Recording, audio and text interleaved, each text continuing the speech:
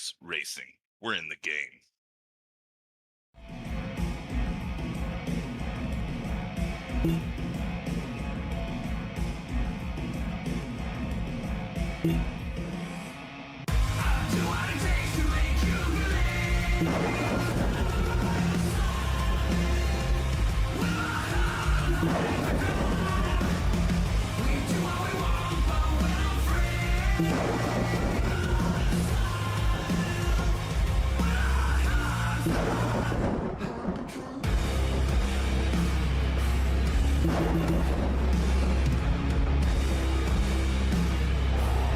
Gentlemen, start your engine!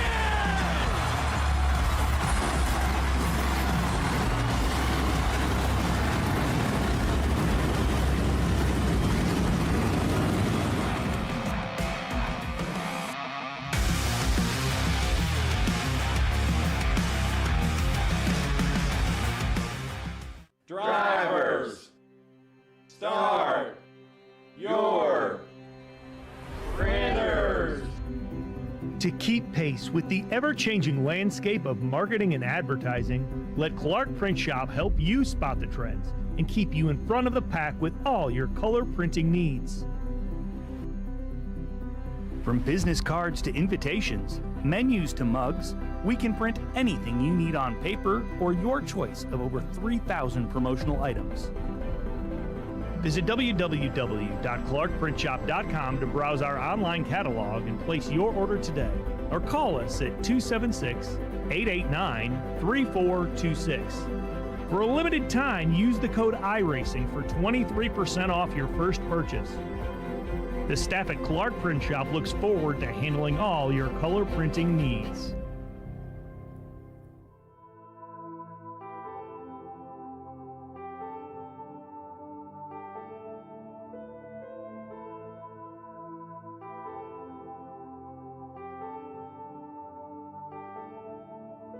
Welcome in, everybody, for Saturday Night Racing League. I'm your host, Bradley Cooper. Gentlemen, start your engine!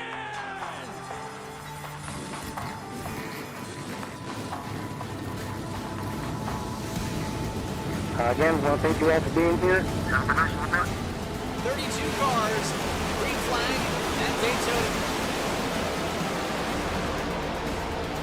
And it is a cluster back here for the 15th position. Haley Tiscott lead him down. Turner, Stravato, Jeff Wright. We see some lockup, big lockup. 3 wide per second. Sturgeon clears all of them. Comes down a little bit here in the entry of one. Porter might just try to run him out of room here. Oh, they put him in the wall. They're going to crash. They both crash. Ray Massey's going to win it. Are you kidding me?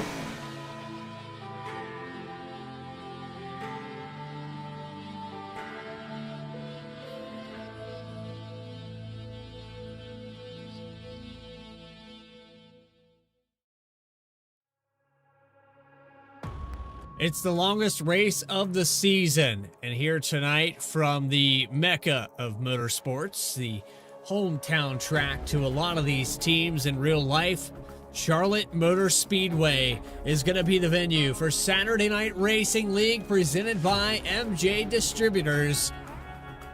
Welcome in, everybody. I am your host, Bradley Cooper, alongside Connor Horn. All season long, Connor, we've been up here, and it's been 4 seasons, 4 and a third season now, and we got season number 5 starting off hot. Cameras provided by Dougie Beard. Connor, let's run through the points because it looks like we might have a back-to-back. It is looking more and more like that. This is the first time that we've had a driver have this much success 2 seasons in a row.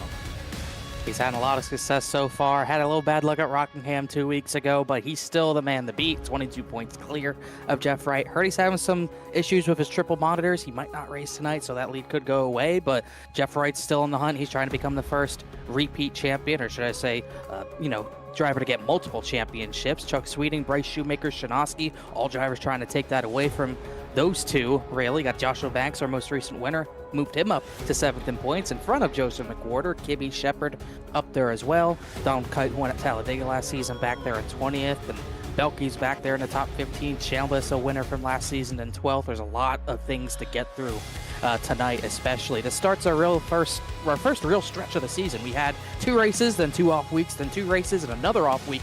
Now we're going racing all the way into Thanksgiving, so we have 2 full months of racing in store that'll really shape up the rest of this season as we get all the way from tonight at Charlotte, Pocono, Dover, Kentucky.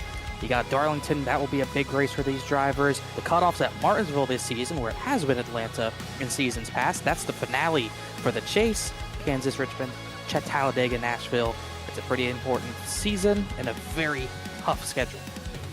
Yeah, very, very tough. And again, this goes back to we have cutoffs, but we do not run a playoff format here at Saturday Night Racing League. So it is not a win and you're in. You could get a victory and still fall short of that cutoff mark. Of course, we've seen drivers do that in previous seasons, and it's been relatively competitive so far.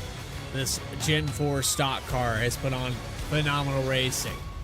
Charlotte Motor Speedway, June 15th, 1960, and this track kind of set the standard for what you see today. This temporary mindset of, well, we need to go to these D-shaped ovals, this intermediate style of racing, high banks, and quad ovals. That's what NASCAR was through the early 2000s. This car is going to thrive on this racetrack.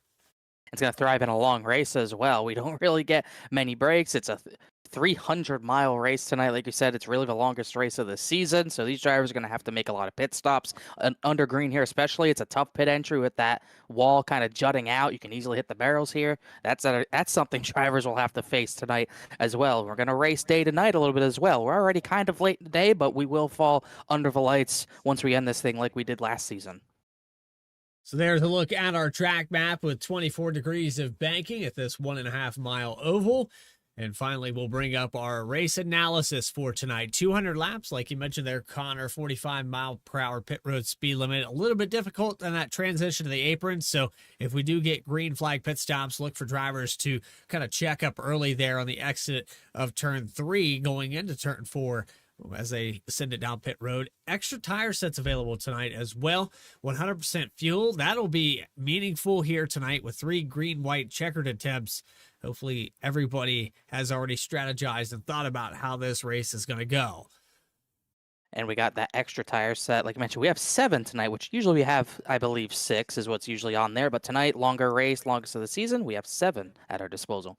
Yeah, and that's in the pits there on that number on 6. But with that, it's time to take you trackside and get the grid up on the screen. And starting on the pole for the longest race of the season, it's Joseph McWhorter, your Season 2 champion, in the number 73, a 29.729 to start on that top position.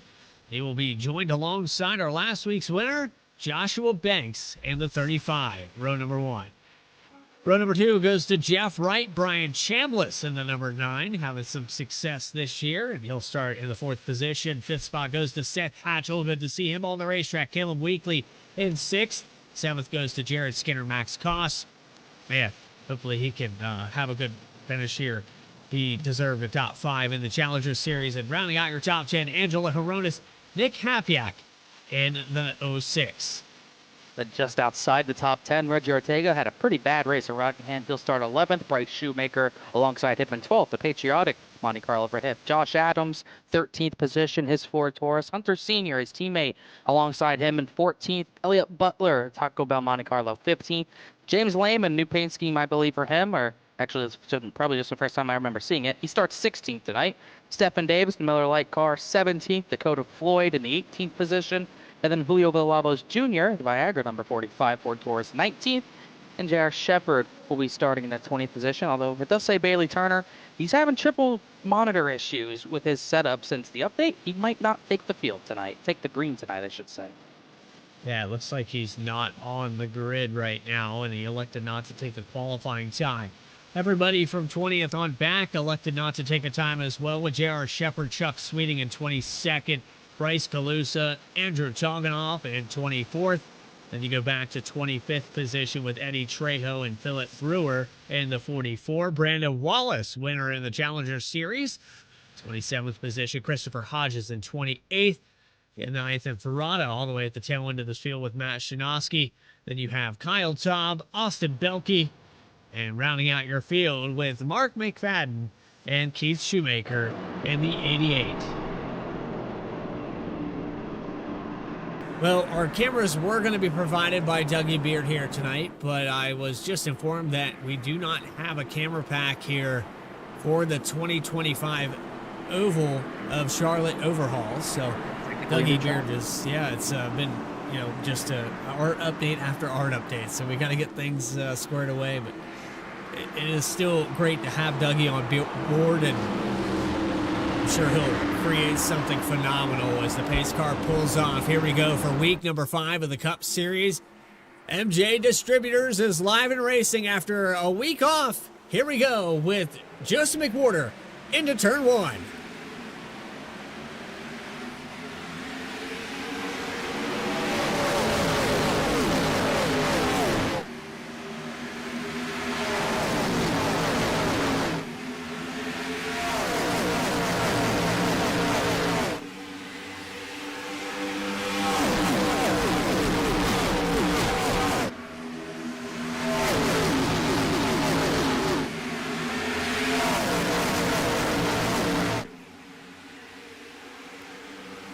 And McWhorter doesn't lead lap 1. Jeff Wright takes over the top spot here at this narrow racetrack. He did a fantastic job of getting to the inside off of turn 2, and he hasn't looked back since. Here's another pass for second now with Banks.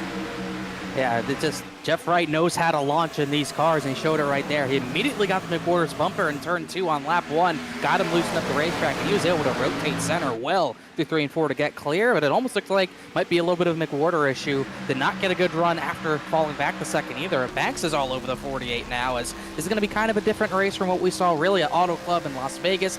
Remember, this is our first race since the update. They changed this car a little bit, pretty much the same, except that draft has been toned down a little bit, so should see things spread out a lot quicker.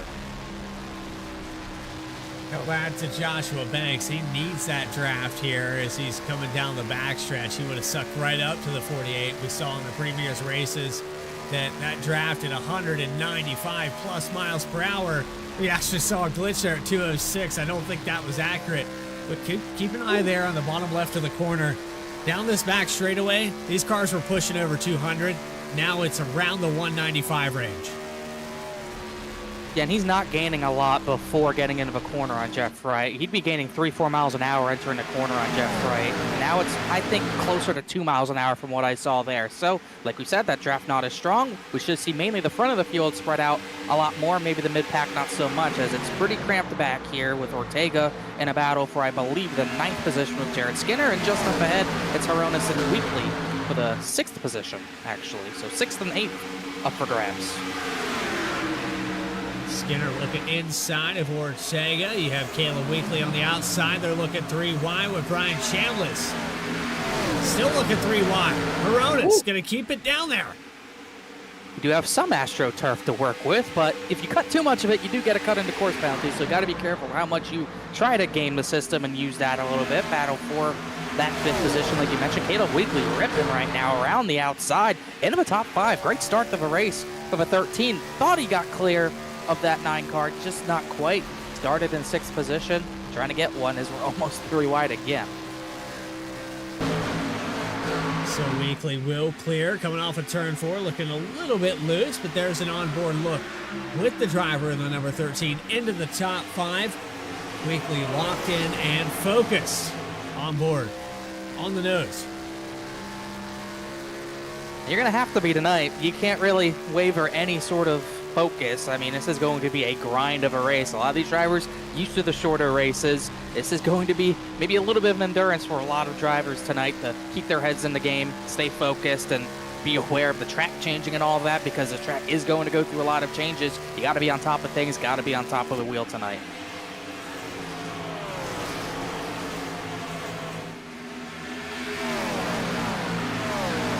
Back here with Brian Chambliss. Wow, he is struggling.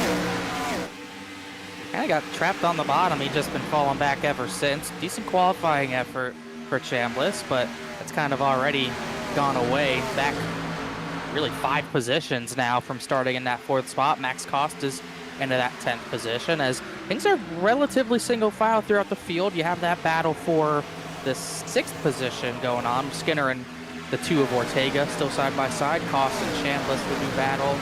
See a battle for 16th with Bryce Shoemaker getting passed by Dakota Floyd. And also, quick to note, Bailey Turner did get on the racetrack, but very far behind.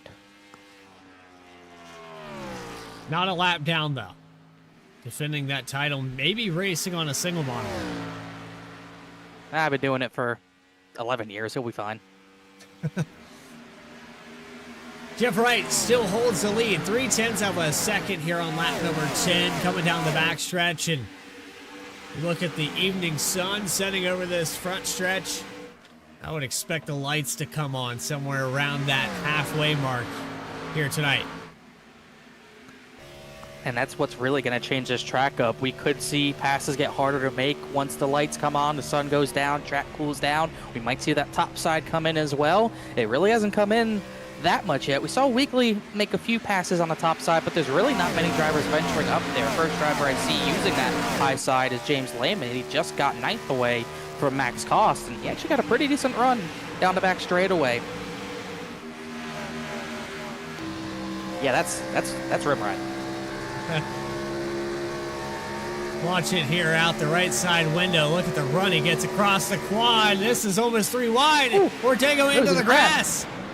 I don't think Ortega realized he was actually trying to make that stick. As a matter of fact, I think Ortega didn't even get hit. I think he lost it in the tri-oval on his own. But he did a good job saving it. And that AstroTurf helps when you don't have grass there to lose your grip. And yeah, he just lost it. Woo. Have to go on board with the 29 of Ortega. 29 of Horonis. Actually, yeah, sorry. It's Ortega that went sideways. My bad. This is Angelo Horonis, a Razor. Razor? I don't know. Either way, you'll see him get loose right there.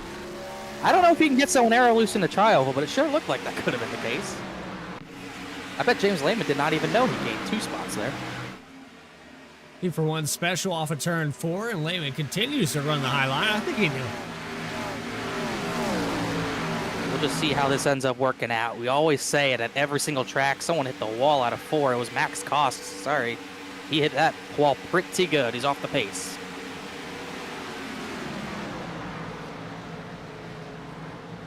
He's going to lose a lot of positions from the top 10 all the way back to 25th now. Yeah, and you can see the right front damage. That wasn't just a scrape that he got stuck in the wall on. He hit it pretty good. Had a good start, good track position. All goes away that quickly. And these things are, there's so much horsepower and you almost feel out of control even when you're in control. You don't even know you're going to hit the wall. You think you're all good, and he actually got loose there pretty right on exit, really, and overcorrected, really slapped the wall. The race continues to stay green here on lap 15. Jeff Wright's lead is stretched out now to half a second. Joshua Banks, Joseph McWhorter. Then you have Seth Hatchell and Caleb Weekly, the top 5. Weekly looking really strong, but here comes James Lehman. He's been running that high line now for about 10 laps or so. He's going to do it again.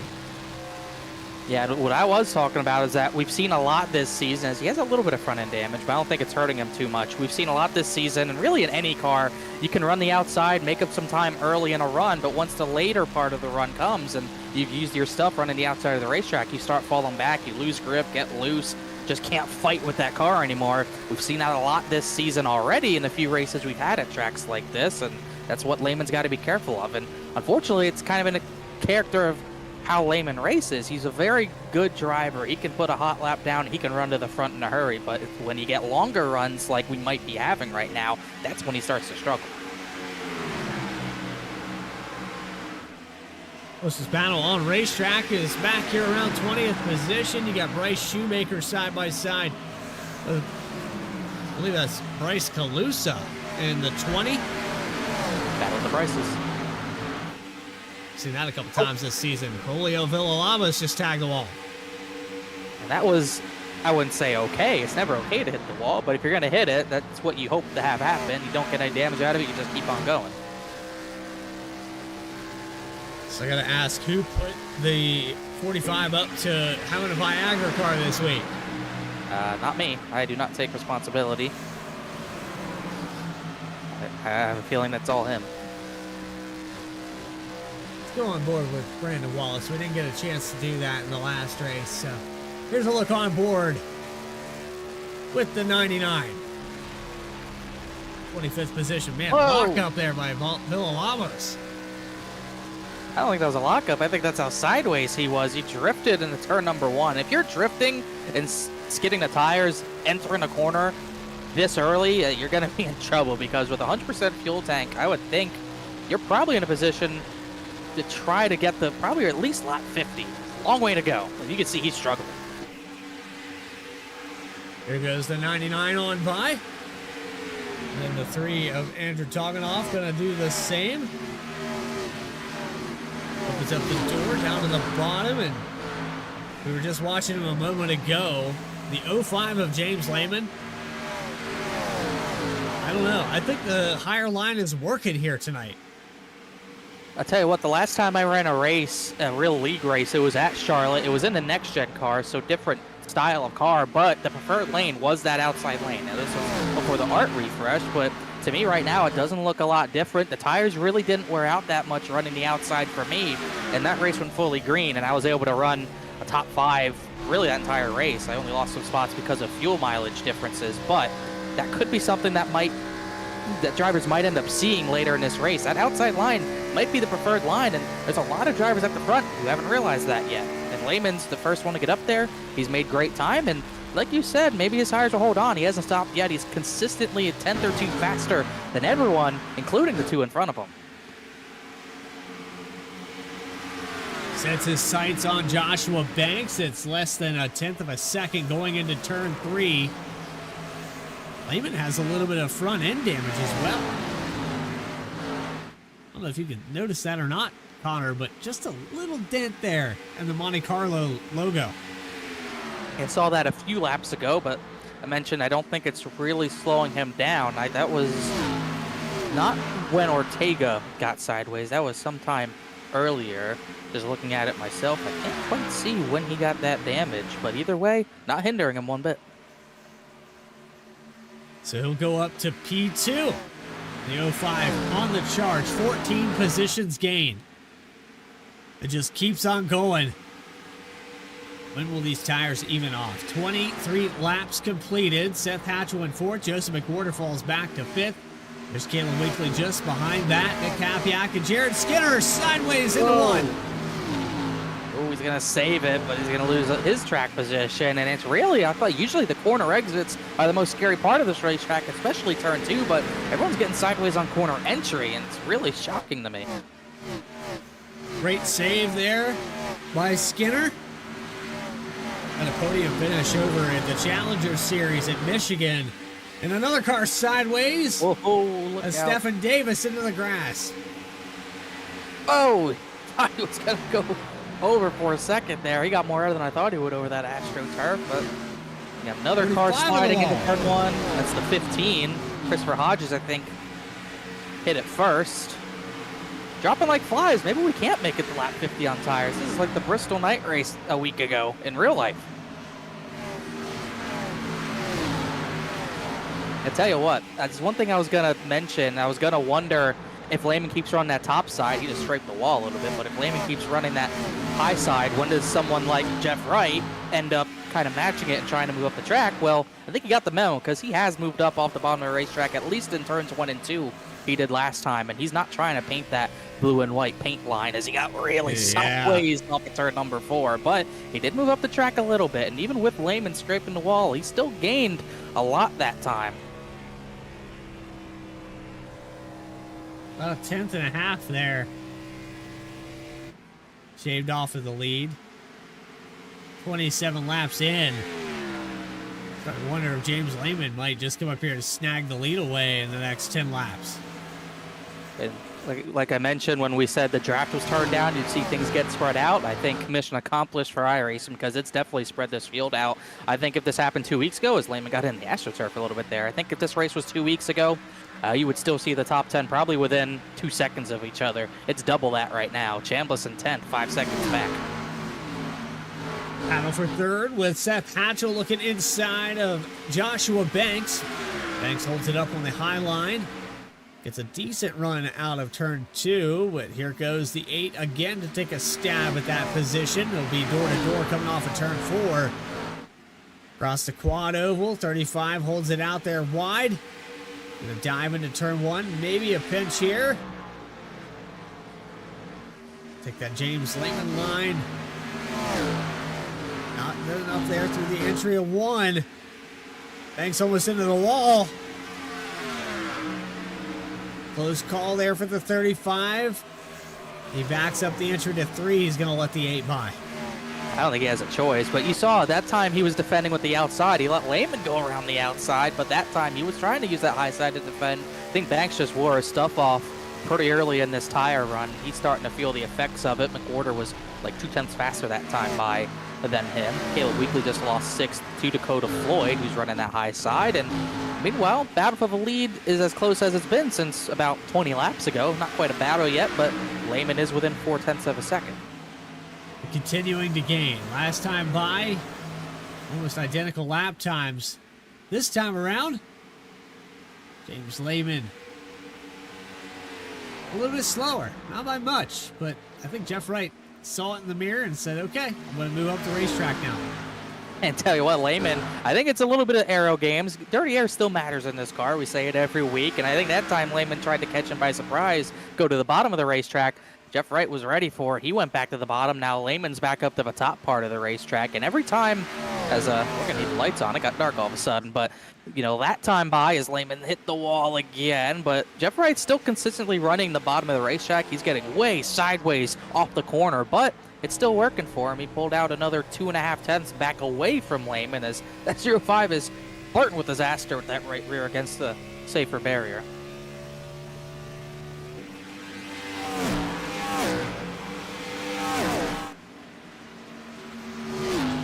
So I got to ask, Connor, did your lights come on? Because I haven't seen it yet. They'll come on eventually. They like wait until the last moment so people can't see, but we will get them, I'm sure. I'm just glad that speed sign in turn 1's not a speed sign anymore. I think it's BetMGM now or whatever. It's like on the infield. It used to be a speed sign. Oh, what is it?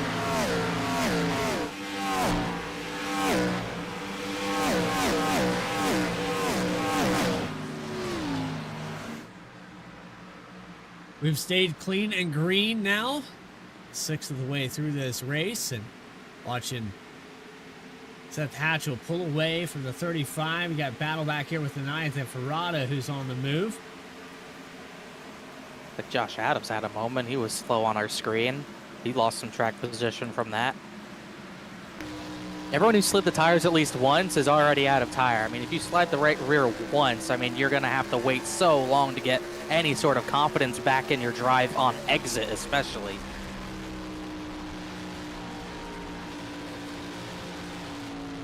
I mean, Adams hemorrhaging positions. He's actually going to bring it down pit road. That is a little early if you were going to try to 3-stop. So I would think this is a 4-stop strategy, and that's obviously if everything goes green, but I would think most drivers are going to try to make it to lap 50 to at least get to a 3-stop scenario, but could be wrong. We'll wait and see. Jeff Wright, I think it honestly took a longer than I thought it would, but I think the 0.5 stuff finally wore off. Yeah, I would agree with that. He's about a tenth slower now. And it could have been Jeff Wright just, you know, saving his stuff. He is darn good at it. I wouldn't put it past him for sure, but it definitely seemed like he was able to run up high and defend Lehman when he needed to, and once he tried to push his stuff, he was gone. Oh, Lehman got way sideways that time. I worry about him losing all those spots back with how much he's sliding that 0.5. Because that time, I think Hatchell gained a lot on him. He's on board with the 0.5 of James Lehman. Still trying the high line through 1 and 2. Whoa, McWhorter just had a slide. Him and Dakota Floyd are having a battle for 5th position.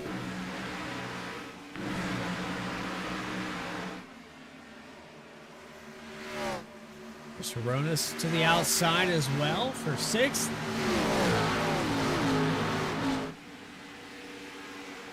lot of tire smoke down there in the grass. I'm not sure who went through that. Not sure. Haven't seen it. There's the 6 of Josh Adams, who just hit pit road. The 63 of Max Cost, who has some damage. 45 in the background there. Julio Villalobos in 27. Seth Hatchell was caught up for second. I gotta say, I don't know if viewers agree, but I do like that it is more spread out. This looks like Gen 4, not what we saw at Auto Club or Las Vegas. This is awesome. It's going to come down to strategy. This race continues to go green. You saw the 6 of Adams take a little bit of an audible compared to everybody else. Will it pay off, though? Depends how big fall off is, and honestly, I hadn't been looking until right now, but fastest time for James Lehman, for example, was a 30.16. Last time I ran a 31.41, so it's really only 1.3 seconds of fall off, which really isn't much in comparison to some other tracks. Jeff Wright's fastest time at 29.91. He just ran a 31.20, so still roughly 1.3 seconds of fall off is what we're looking at 40 laps in. So if you were going to do a 5-stop, that's what you'd be looking at, but I don't think it's enough fall off to do that extra stop. And Bailey Turner, he just needs a reset. Looking for that caution, still 29th, still a ways off the leader, 24 seconds as a matter of fact. He just needs a reset, really. This is on board with J.R. Shepard in the number 98. Catching up to 9th and Ferrata. Ferrata up 17 positions, definitely on the move. You put the 07 and the 98 in kind of that same bracket of drivers that maybe don't qualify well, but definitely find their way to the front later in the race. Yeah, definitely drivers that do that. Ferrata, I'm surprised he's not running the top a lot more. Remember at Auto Club, he was all over that outside wall, but I haven't really seen him way up there, but he is running higher on the racetrack, just not the wall. As saw James Lehman saw him drop a spot to Seth Hatchell, so Hatchell up to the runner-up spot. And the 05 looks like his stuff's finally fading. Banks is going to go for third. It's just he can't get on the gas. Every time I see him in the middle of the corner trying to throttle up on exit, he can't get there, as Caleb Weekly got away sideways, got a little arrow loose off the front bumper of Ferrata, as I think all that smoke was from pit entry from a driver. I think it was Villalobos, actually. No, that was a spin. I just looked back. Villalobos spun on pit entry, but there was no yellow.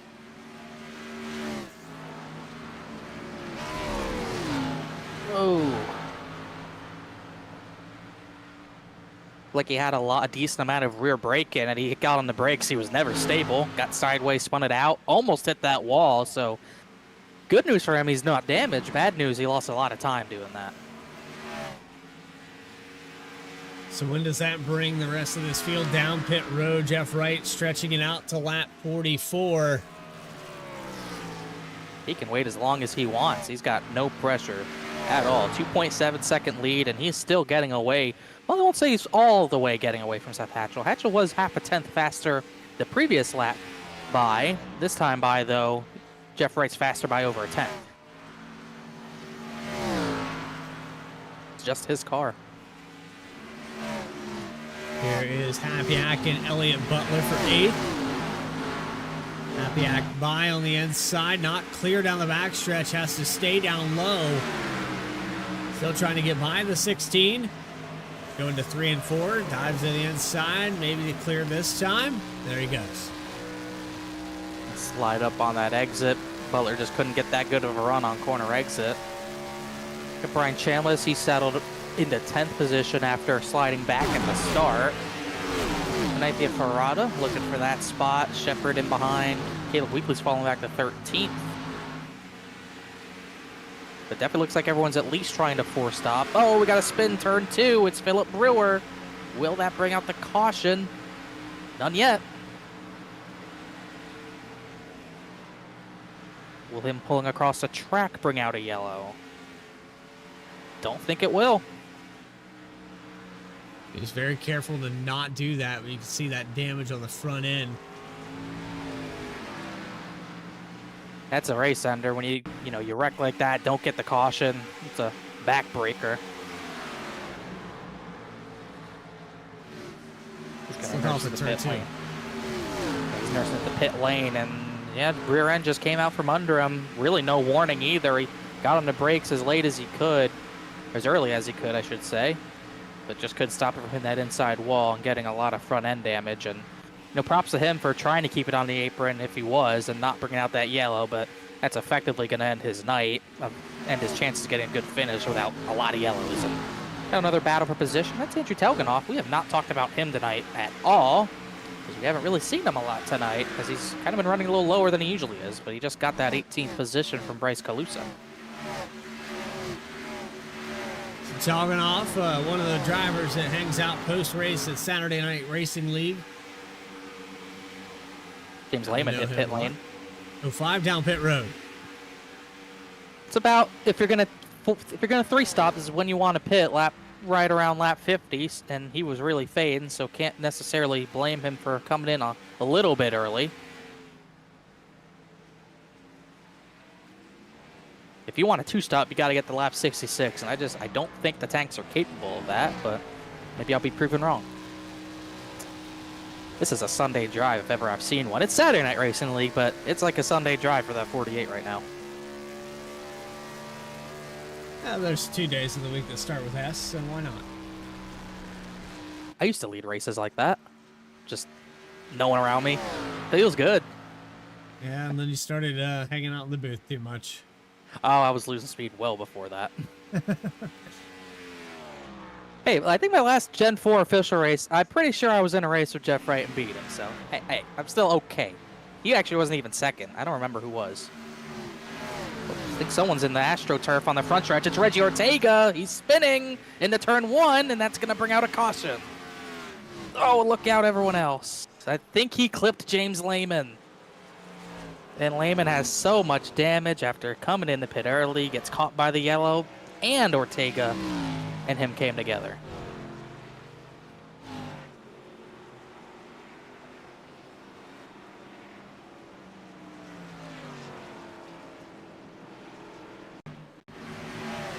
That is a rough break for a driver who was top 5 a lot today, as Ortega hit the wall, got loose in the same spot. He might have gotten a tap from Telganoff after Ortega lost it. He just couldn't save it. And he didn't hold the brakes either. I think that's why Lehman hit him.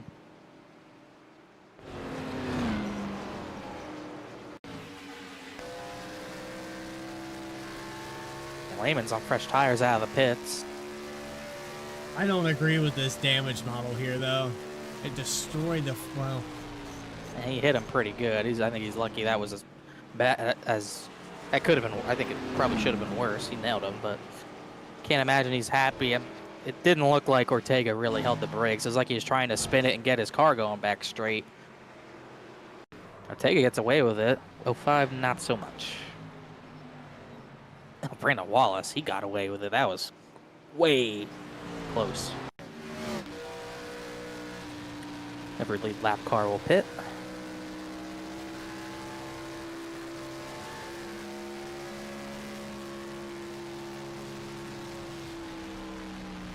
Woo-hoo-hoo. Yeah, that could have been bad.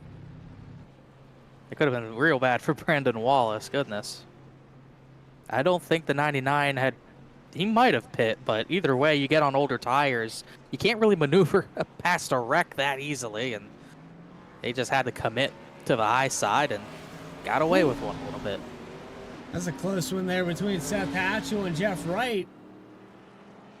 Seth Hatchell lost that by mere inches, and it's going to be Jeff Wright for this restart. That's But pretty surprising. Don't go anywhere here. We have a lot left to talk about and over 140 laps. Watching the Saturday Night Racing League live on VSPEED, presented by M&J Distributors. Back with more right after this.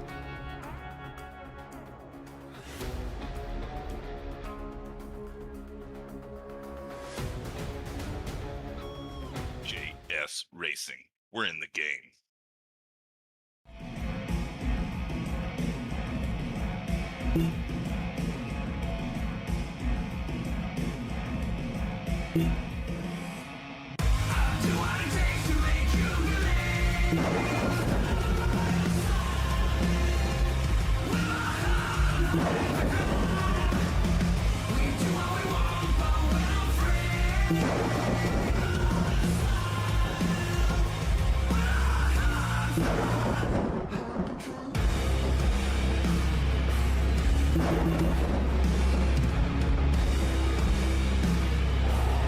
Gentlemen, start your engine!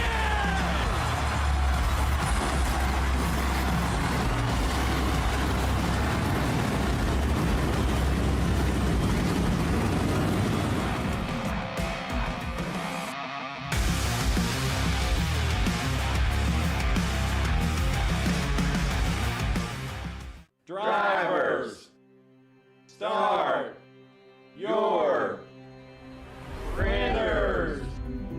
To keep pace with the ever-changing landscape of marketing and advertising, let Clark Print Shop help you spot the trends and keep you in front of the pack with all your color printing needs. From business cards to invitations, menus to mugs, we can print anything you need on paper or your choice of over 3,000 promotional items. Visit www.clarkprintshop.com to browse our online catalog and place your order today, or call us at 276-889-3426. For a limited time, use the code iRacing for 23% off your first purchase. The staff at Clark Print Shop looks forward to handling all your color printing needs. Walking and Rolling Costumes started when my son Reese was born with cancer. So when I was 3 years old, I got my first wheelchair. And he wanted to be Wall-E for Halloween that year. And so I knew you couldn't buy a costume to go on a wheelchair at that time. So I knew I had to build one. My dad ended up building a Wall-E costume out of a Dell computer box. When we were all finished, he loved it. We took pictures of it and shared it on social media. So many people started sharing it that we started getting requests from people we didn't know. In 2015, we decided to build them for other kids because people were asking, hey, can you build them for my kid? So we started the nonprofit organization, Walking and Rolling Costumes, and we build costumes for kids all over the nation, free of charge to the families.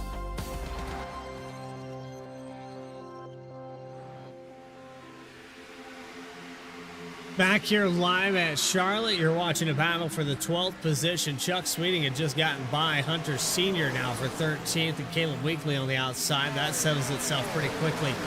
But then you go back up front. The 35 of Joshua Banks gets a little bit loose.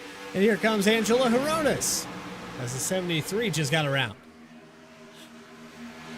Another case of McWhorter on the short run, just not having that much pace, but trying to get all these positions back. Was still running top 5 for most of that big run. If it wasn't the entire run, he was still in the top 5. But new challenger in second position, but still not much of a challenge, right? Already pulling out to a pretty decent gap of 0.7 of a second from Seth Hatchell. Then McWhorter, Banks, Aronis, the top 5. Just wonder what it's going to take to beat that 48. He's been fast ever since the drop of green flag. And as far as I know, still has led every lap, I believe. So far, so good for the 48 team. Yes, can confirm every single lap completed so far has went to the 48. It's a little bit different story, though. I think drivers are starting to adapt to the dirty air, maybe the condition of this racetrack. And you look at the weather, it's 85 degrees. It's going to continue to come down. Does that change things, Connor, maybe later in this race? Might make it a little easier to break through that dirty air, but it could also end up changing nothing. We just have to see how this track develops. That high side that we saw the 05 use for really a good 30 laps before fading, that could come into play, because on these early runs still, we're seeing majority of drivers still trying to paint that bottom line right around the paint line. That's something drivers are going to have to consider as well. And also, at least one small thing we have to consider is, can Bailey Turner get up there? Because we talked about him joining the race from the pits. He needed the yellow to get back into it. He finally got that break.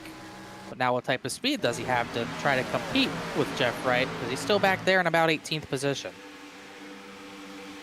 It's Reggie Ortega who went sideways earlier. The 05 of James Lehman on pit road, still getting the damage repaired. He's been on pit road for about 6.5 minutes now. Philip Brewer, the 30th place right now, is outside looking in for a lot of this event. Still on the lead lap. Actually, 2 laps down. I take that back. 44 car. There's just so many names that have success over in the Challenger Series, like Jared Skinner, like Philip Brewer, that are struggling here in the Cup Series. Matt Shanoski has been struggling across the board in 26th position, started in 30th. He would be the free pass position if we get a yellow. Seth Hatchell, that lead not getting shaved down. It looks like Joseph McWhorter back on offense. McWhorter's a touch faster right now, so maybe a little bit more speed in the short run as the night settles in. Still waiting on those lights. I'm sure they'll get on eventually, but McWhorter, the latest driver to run that top of the racetrack, he didn't really go all the way to the wall, kind of just ran the middle, got a huge run on Hatchell, and the 8 car is going to give that second position up to him. It's Nathan Ferrata on the low line here. Elliott Butler going to pass Angelo Horonis for 7th, and now looks to the inside of Ferrata through 3 and 4. 0-7, another driver kind of running the middle. See, there's a seam around the middle of the racetrack in turns 3 and 4. I don't know if it's there in 1 and 2, but there's a seam right in the middle of the racetrack where if you can just get your left sides on it, as you can kind of see it on the rear bumper cam, if you can get your left sides on it, you can run that middle pretty tight around that seam. That's an important kind of, I guess, a learning thing that drivers can kind of look at and try to use as reference. Dakota Floyd into the top 5. You gotta wonder, when is this driver going to find his way to victory lane? Has 2 championships at SNR in the Challenger Series. But kind of reminiscent of what you see in real life, Connor. You have guys that come in from the Xfinity Series and then they just struggle. And I don't say it's so much a struggle for Floyd, but it was, I believe, his 2nd season here at SNR in the Cup Series. And he hasn't been able to get a victory. Well, competition's fierce when you have the 24, 48, 35. You got former champions up there, got to get through. Part-time drivers like Hatchell, Ferrata, who's always fast and a lot of speed. I mean, it's tough to get a win in this series. I mean, it's still really tough, and he's had to deal with that a little bit, but he's been fast. He was fast 2 weeks ago at Rockingham. He's fast again tonight.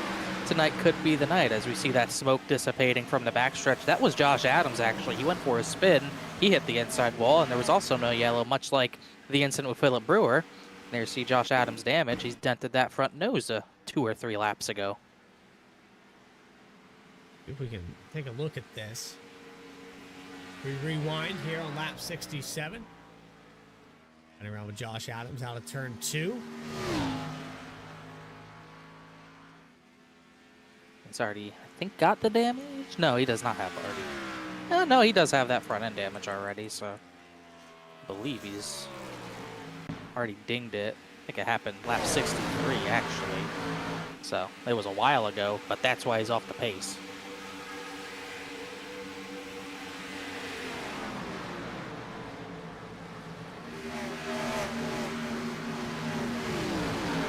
Just behind Chuck Sweeting, you got side by side with Bailey Turner and Reggie Ortega.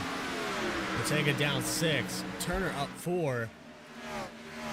Lusa ahead of this, got past Chuck Sweeting a moment ago in 14th position. There's a battle for Angelo Horonis, and Hapiak very loose off of turn 4. He's going to hemorrhage about 3 spots right there. Yeah, that was a big one. He can't really get away with wiggles like that.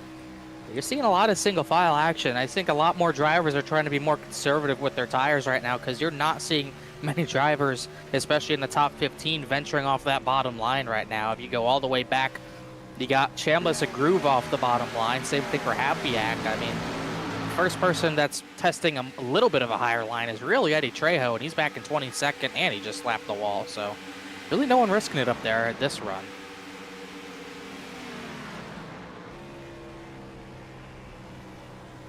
The risk versus reward here, Connor, and I don't know about you personally, but I like to hang kind of that middle line just because the car feels a little more balanced on both ends of the racetrack. It's not such a harsh transition, but you can see everybody playing with different lines, and I think the lights are coming on.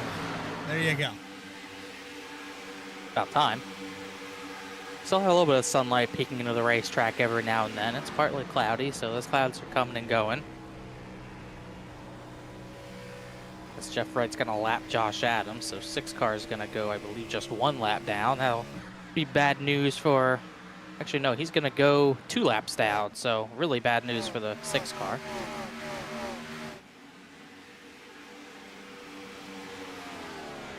It's Joseph McWhorter who got around the 8 of Seth Hatchell going on offense against Jeff Wright. At no point has Jeff Wright really lengthened that lead beyond maybe a second and a half, I think was the most it's been. I gotta be curious if we get a long green flag run. Is Jeff Wright actually up to par to hold these guys off? Because they're climbing back into this. Yeah, he got that lead up to about 3.5 seconds before that caution the previous run, but so far McWhorter kept him a little bit more honest, a touch faster that time by. He's really the first one to move up the racetrack in this top 5, so he's gonna groove higher. You wonder when the 48 will have to start to defend that a little bit more, put that dirty air on the 73's nose.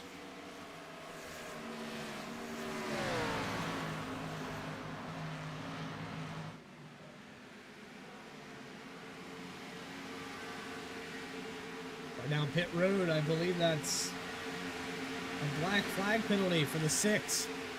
He's done for the day. Yeah, I don't think he wanted to wrestle that car any more than he already was, and we'll call it a night.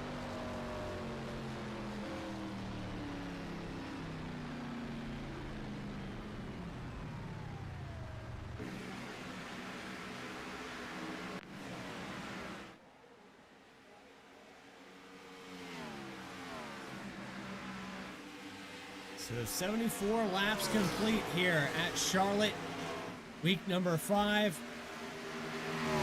We were talking about the points. It's kind of a contrast to the Challenger Series. You have multiple different winners over there as well, but a lot of them weren't even in the top 10 in points. Here, it's not just, you know, I get a victory and then I have a bad week.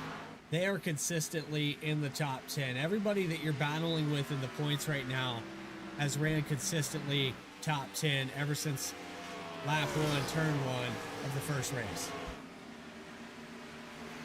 And really no one's more consistent than this 48 car. I mean, he showed it every single week, and no doubt he was probably the most excited driver when we switched to this Gen 4 car. How dominant he was season 1 with this car, even with the updates, clearly still as dominant. Joseph McWhorter, he got a few wins. He's actually a former winner here in Season 1. He won this race in the Gen 4 car Season 1. So I'm sure he's happy to be here tonight in this car. And obviously he looks like the next best threat, or probably the best threat right now to Jeff Wright, although Wright started to open that gap back up to a second. Lap times on the left-hand side of your screen. Jeff Wright ran a 30.840. He was one of the few drivers to run in that 30-second range, pulling away from Joseph McWhorter as we approach the halfway point.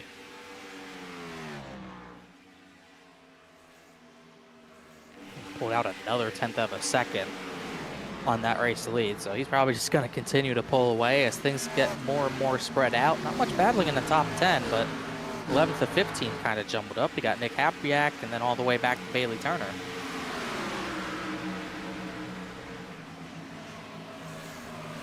Bryce Caluso with Chuck Sweeting and Bailey Turner into the picture slowly. Yeah, definitely biding his time. Don't know if he has the monitors working or if he's single monitor. Either way, he's got a little bit of speed. Probably not what he wants to have right now. But he's kind of learning. He didn't really get to practice a lot tonight either. So this race was the first laps he's had on the track tonight probably. And once this restart started, everything got going again. It was probably his first time in traffic as well. So he spent all those laps in clean air. Now he's got to learn how to drive it in dirty air.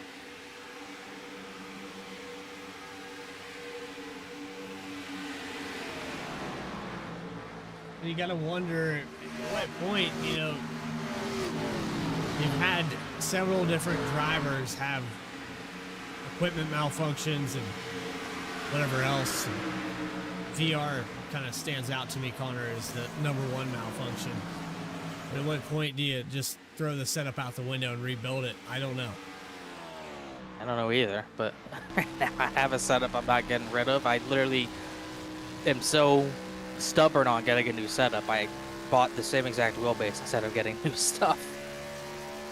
You get used to something, you don't really want to change it, and I'm sure a lot of other people can, you know, kind of respect that and understand that, but, you know, sometimes it's time for an upgrade, and that upgrade could really make a big difference. I mean, no one wants to say it, but equipment in sim racing still matters. I mean, if you're running a non-direct drive wheel and you switch to a direct drive wheel, more times than not, you gain a lot more speed. Same thing goes for the pedals. I think those are more important than a lot of people realize as well. A good set of pedals can get you far. So throttle control, getting on the brakes, not locking up. I mean, it's so important. Logitech pedals versus direct drive wheel. And yeah. We've come a long way, have we not? Sure have.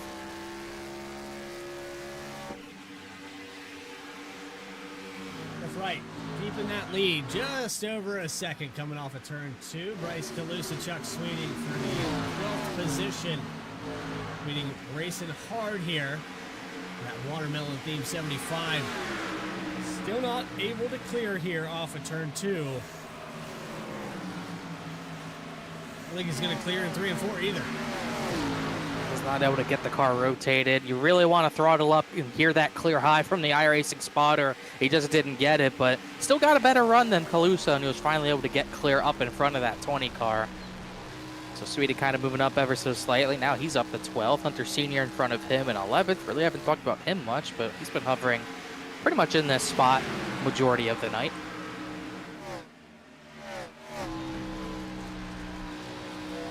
So a lot of hovering going on throughout the top 10. Everybody's, let's say, complacent right now. There's nothing crazy going on. You just want to keep hitting your marks and race this racetrack, especially as spread out as we've become. It's not a matter of battling or picking off a car at a time. You just want to try to maintain your gap. So when you come down pit road, you don't lose a ton of time. You want to be within arm's reach of a guy and gain a spot down pit road. I think that's the execution that all of these guys are already predicting and planning.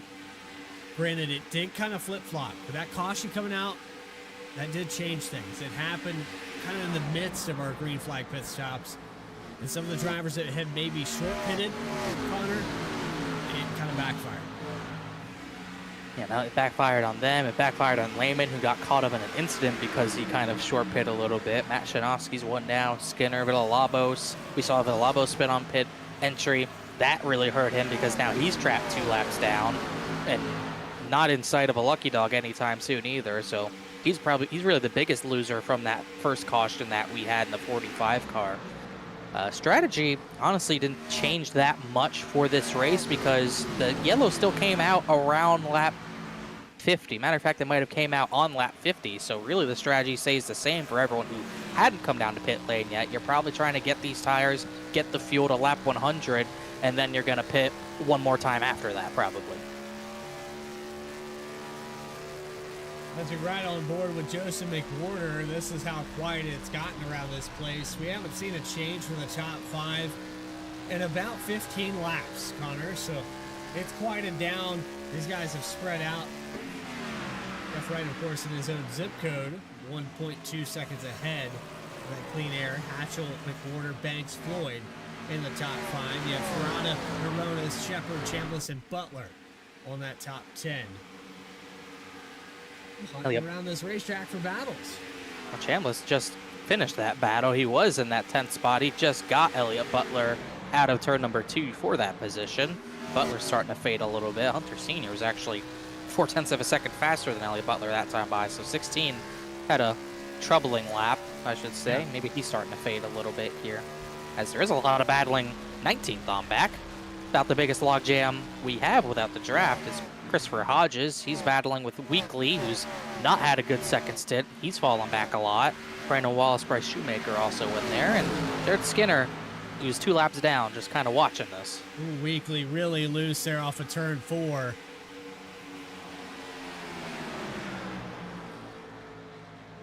That was a close call there with the 13. Yeah, sun goes down, track cools down. You shouldn't see drivers getting as loose as they were earlier, but you're still going to see some drivers struggling with the rear grip on the long run, just losing that tire life. And it's not going to go away. You're still going to have to deal with that even as the night fully sets in.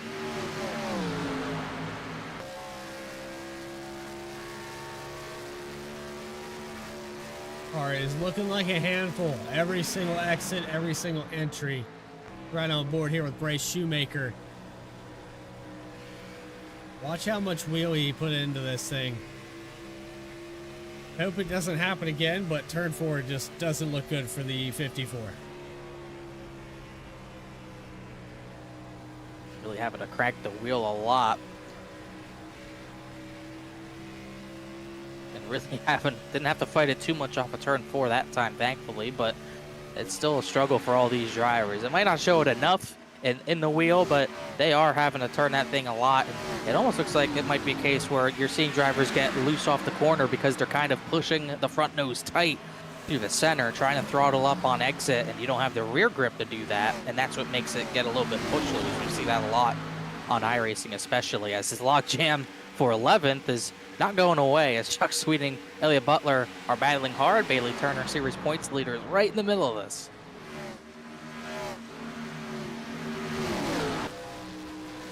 You take it 3 wide here, coming off of turn 2. He looks about it. Oh, Butler tried to get up in front of Kalusa. Kalusa had the lift, and he's going to lose maybe a spot to Telkinoff. That was almost a crash. Butler's really starting to struggle. Now we're going to be 3 wide for about the 13th position. Kalusa gets turned. Caution is out on lap 94. And it's Bryce Kalusa. Across the nose. I believe that was the 3 of Telkinoff. There was. Tight 3 wide, bound to happen. And it really starts down the backstretch because 24 goes to the bottom. Elliott Butler tries to come up there. Kalusa's forced to lift. That gives Telkinoff that run to the inside. Then Butler drives it hard into 3, misses the corner, really. It puts him in a 3 wide scenario that I don't think Telkinoff was ready for. And he comes up the bottom just a little bit, clips that 20 car. And thankfully, Kalusa keeps it off the track and does I guess a 720 and gets it back going.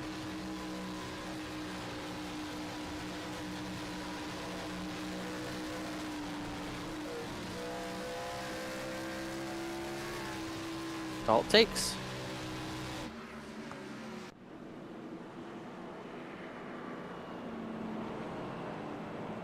Well, we're halfway through this thing, Connor, and we're going to see a lot of cars come down pit road. I would expect everybody to get 4 fresh ones this time by.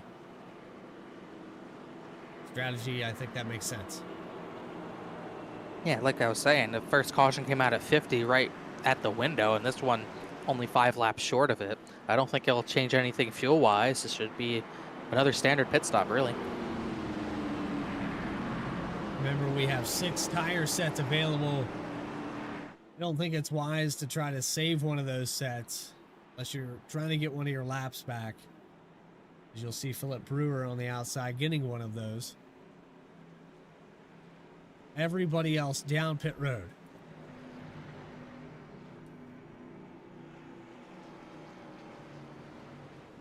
Yeah, last time we saw Hatchell get pretty darn close to getting by Jeff Wright on pit exit. Could be the difference in the race. We've seen races won and lost on pit road. Not only through strategy, but by just missing your box or just losing a position straight up. I think Jeff Wright's going to get it that time. I think McWhorter might have gotten second.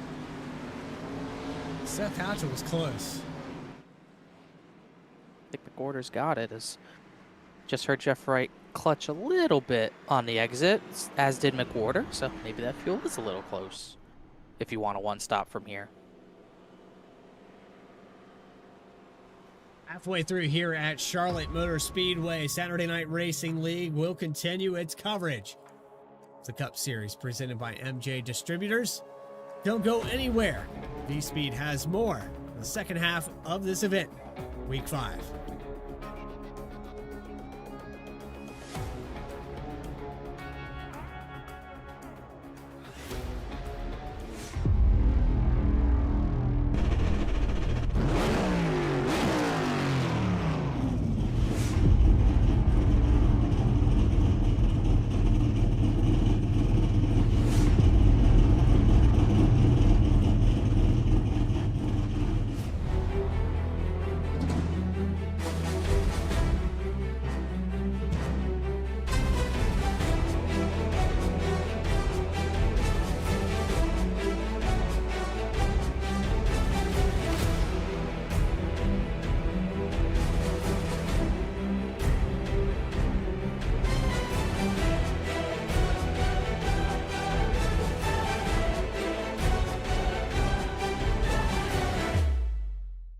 JS Racing. We're in the game.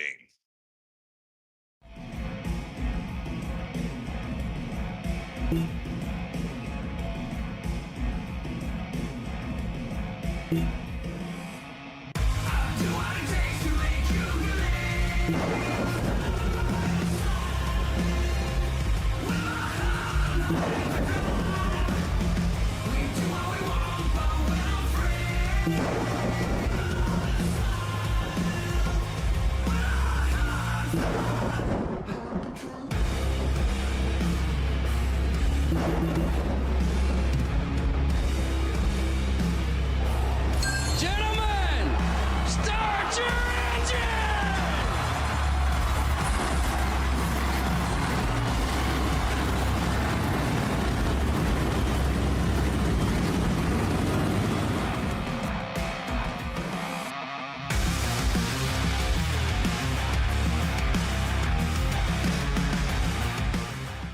Drivers, start your printers. To keep pace with the ever-changing landscape of marketing and advertising, let Clark Print Shop help you spot the trends and keep you in front of the pack with all your color printing needs. From business cards to invitations, menus to mugs, we can print anything you need on paper or your choice of over 3,000 promotional items. Visit www.clarkprintshop.com to browse our online catalog and place your order today, or call us at 276-889-3426. For a limited time, use the code iRacing for 23% off your first purchase.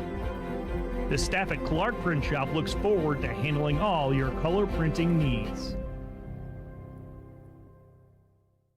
Walking and Rolling Costumes started when my son Reese was born with cancer. So when I was 3 years old, I got my first wheelchair.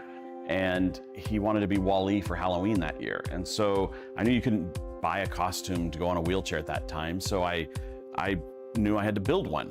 My dad ended up building a Wall-E costume out of a Dell computer box. When we were all finished, he loved it. We took pictures of it and shared it on social media. So many people started sharing it that we started getting requests from people we didn't know. In 2015, we decided to build them for other kids because people were asking, hey, can you build them for my kid? So we started the nonprofit organization, Walking and Rolling Costumes, and we build costumes for kids all over the nation, free of charge to the families.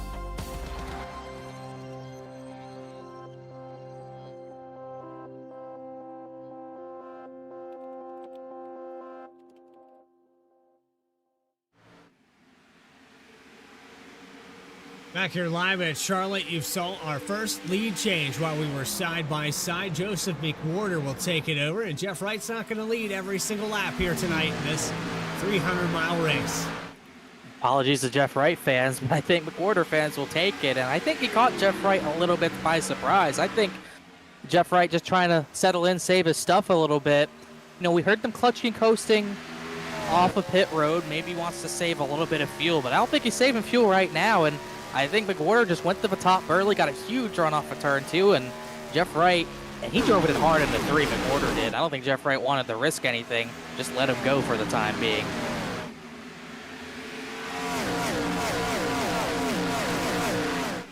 He almost let 100 straight. He might have still, actually. The car in the background that's on the move that hasn't quite joined this party in this conversation, but he's creeping up there. On the edge of the top 10 now. Bailey Turner up to 11th, looking at the inside of Brian Chambliss there off of turn 4. I think Bailey Turner might be one of those podium finishers if it keeps going the way it's going.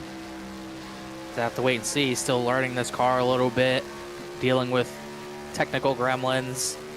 I mean, all his learning, all his practice has been the first 100 laps, and thankfully for him, it's the longest race of the season, so he had 150 miles worth of practice, really, and now maybe it's go time, trying to get into the top 10, really for the first time all night, and I think he's going to get it because Chambliss slapped the wall.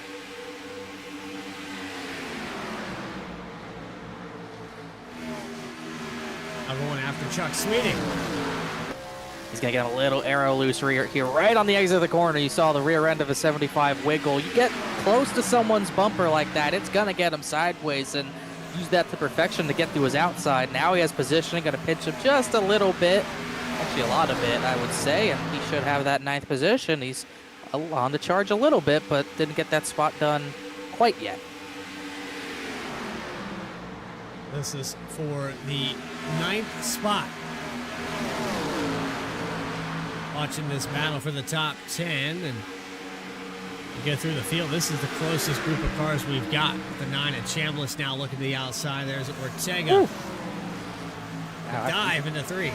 Gotta say, I thought he drove it in deep, but Chuck Sweeting, I think, just really softened up the corner and let Brian Chambliss get by as well. So he goes 9th to 12th in really 1 lap.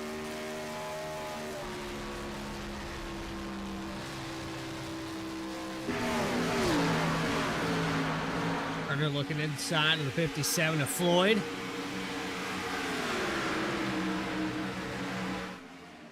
And we haven't mentioned yet today really is an 9th of Ferrata, other than we were talking about last week at Auto Club at the 07. Starting to show his speed in this top 3. Last time by, a little bit faster than Seth Hatchell, a little bit slower than the 2 in front of him. And he was able to restart in the 4th position after, I guess, a pretty good round of pit stops. Before that yellow, he was 6th, so he really benefited from pit road and then getting the restart jump on Seth Hatchell. And he's firmly in that fight right now, is just trying to keep pace with that 48 a little bit, while the 48 still keeping pace with that 73. You can tell he's not letting him go. I still think this 48 has the pace advantage, just not able to get to the 73 yet, as Bailey Turner just got Dakota Floyd for 8th. Brian Chambliss just slid up the track, almost hit the 57, as Bailey Turner, now he's the furthest up he's been all night, just like Ferrata.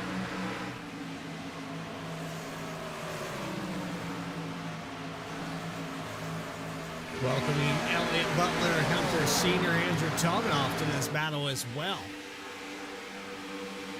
So it's the accordion effect of maybe some of these drivers backing off their entries and taking their time, saving that right rear. Now starting to show up to the party. We're about 15 laps on this stint. This is about the moment where you see it flip-flop on tires. Yeah, and you should see it, I would think, in the next 10 laps. You'll start seeing who's saved them well and who hasn't. We've seen the 73 in the leader kind of had both worlds. He's fallen back on long runs. He's kind of kept his ground on long runs. Jeff Wright, we really haven't seen him in dirty air, so could be a different story this time. Ferrata, we've seen him fade. Seth Hatchell kind of faded at the end of last run, but he charged at the first run of the race. And Andrew Rome's kind of just been there all night, top 5, top 10, as we're now 11 laps past halfway next time by.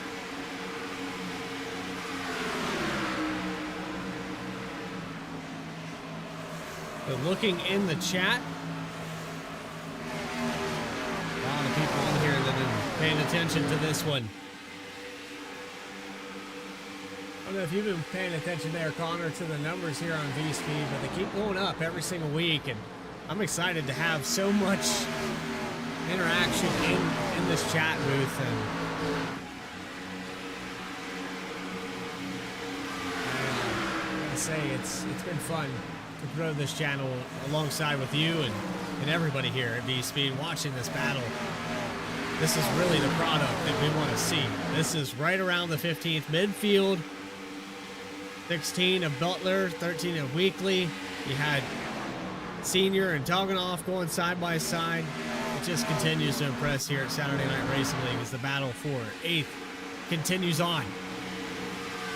Yeah, just Bailey Turner not able to really get that march towards the front that we're accustomed to seeing a lot of the time. He's going to actually lose that spot back, so Floyd's going to get that 8th position back from the 24.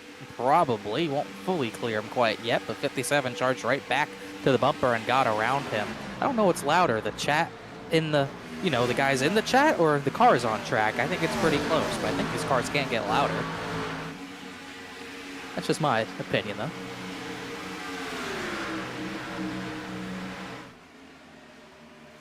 Jack Klinger, long 200 lap race ahead. We have 11 of you in the broadcast booth. If you enjoy watching any particular driver, we'll try to get them on camera. It's a long race, and we'll do our best to find every one of those fan favorites. Go ahead and put the driver number in the chat. We'll start hunting around this field. Here's Reggie Ortega passing on the outside. Has Brian Chambliss out of turn 2. After all that time, he half spun once, he fully spun once. He's been climbing back ever since. He's finally almost back into the top 10 after all that, somehow with a relatively spotless race car through all of it. Kept it off the wall somehow through all of that. And he will clear into 1 temporarily. And Chambliss back to the inside coming out of turn 2. Will be door to door down the backstretch.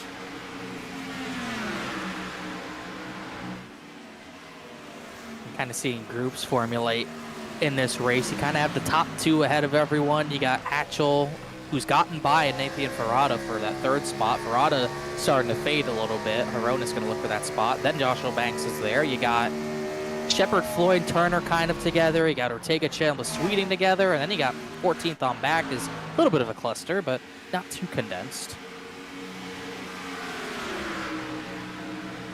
Joshua Banks trying to sneak his way back into the top 5. Angelo Hironas is challenging in 9th and Ferrata. Woo! 29 sideways. Close. Woo! 2 sideways. Little 2 arrow loose.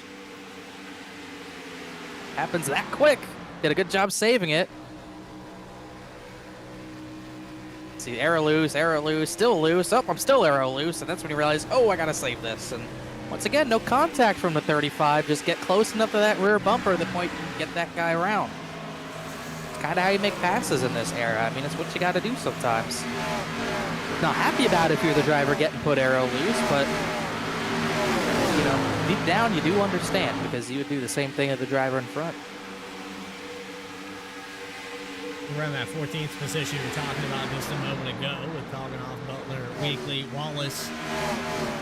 Also Calusa in the 18th position. Calusa so close to victory at Daytona. Thought it'd be a little bit faster this week. He had decent speed at Rockingham. Just hasn't been able to get really anywhere further than the top 20 all night. Just kind of been struggling back here in all this traffic. Started in 22nd. Just really hasn't been able to budge, get through there. He's had speed at other tracks this season, no doubt.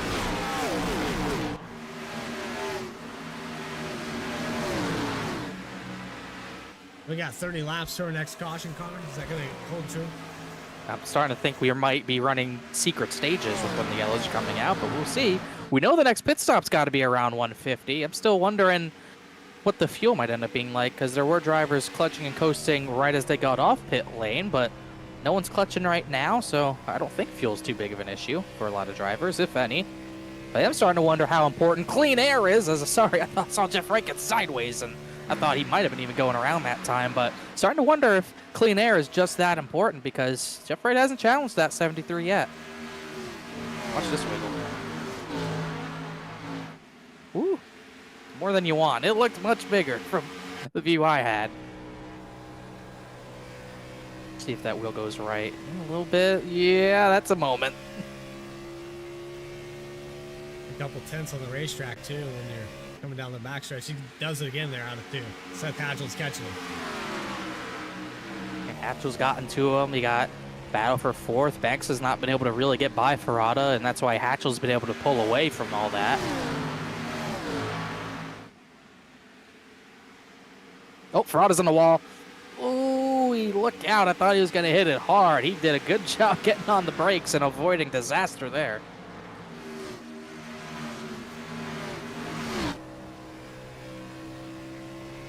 End up falling back a couple of spots out of that.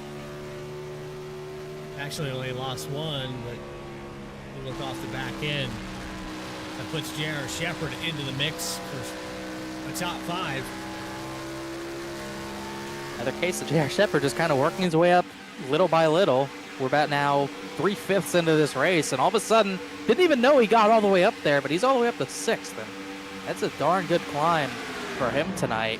He started, I thought, pretty far back off the top of my head. Yeah, he started 20th. Ferrata started 28th. Billy Turner obviously started pretty much dead last, so a lot of drivers in top 10 right now who have had to climb all night long.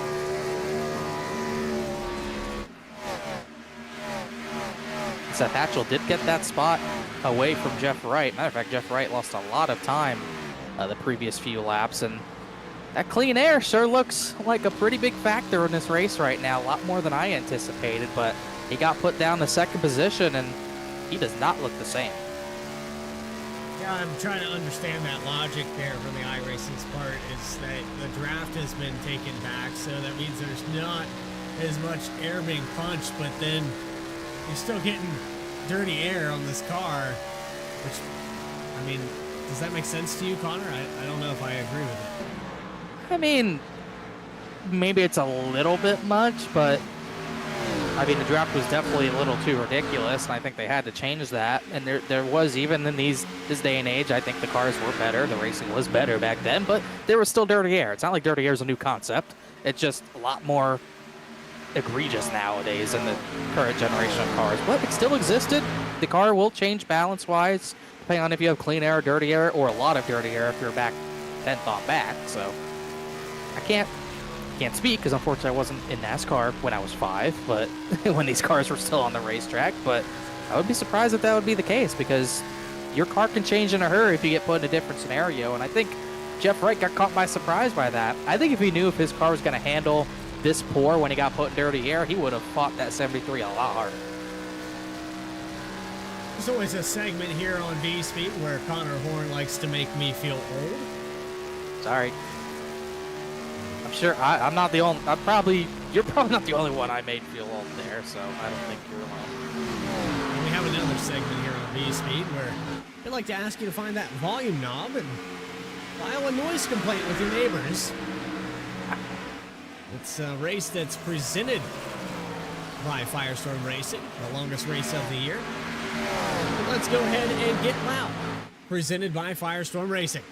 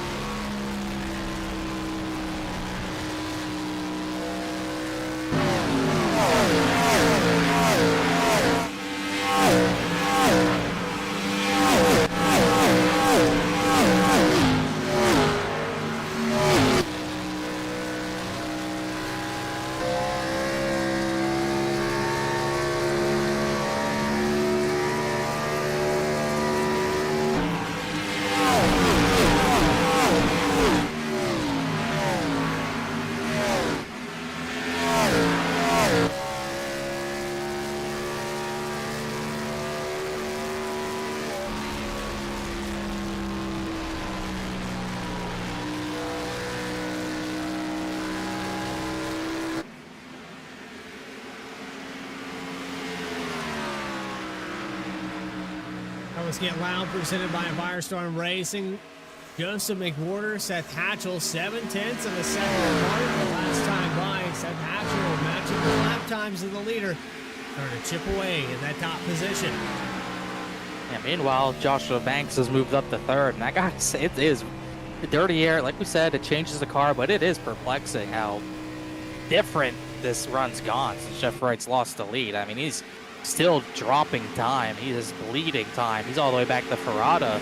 Shepard, Floyd, they're all there, and I don't think it's fuel saving because I haven't heard that 48 on the clutch once. This is just a poor handling race car. He's been sideways a lot. I think he lost the rear grip when he was trying to ride behind a 73, and I don't think he was prepared for how much this car would change, and it is hurting right now.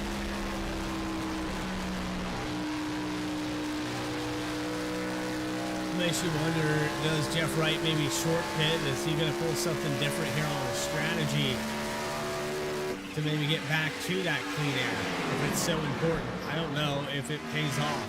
He has fallen off about 2.7 seconds from the lead. And he can't pit now. No, too early.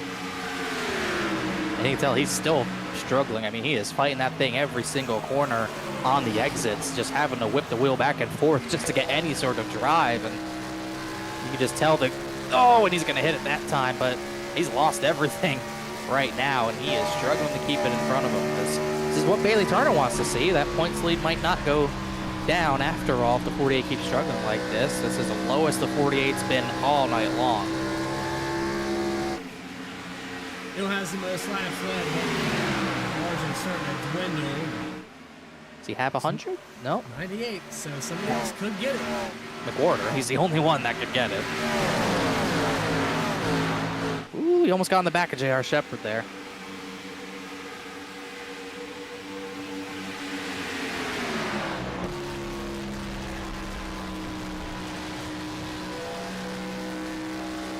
Not very often do we see Jeff Wright start to drift out of the top 5 back further and further, especially after how dominant he was at the beginning of this race.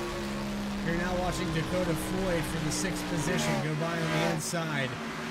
And there's your points leader. He's doing that all season long. Here he is. Be careful being around the 48 right now of how much he's wiggling. I mean, one issue could end a lot of drivers' races, maybe not just the 48s, but he's just trying to find a place on track where he can run without completely drifting, and Floyd's going to drift out of the corner. Bailey Turner had to do a great job there drifting out of it. That could have been a big crash there. This call there for Floyd.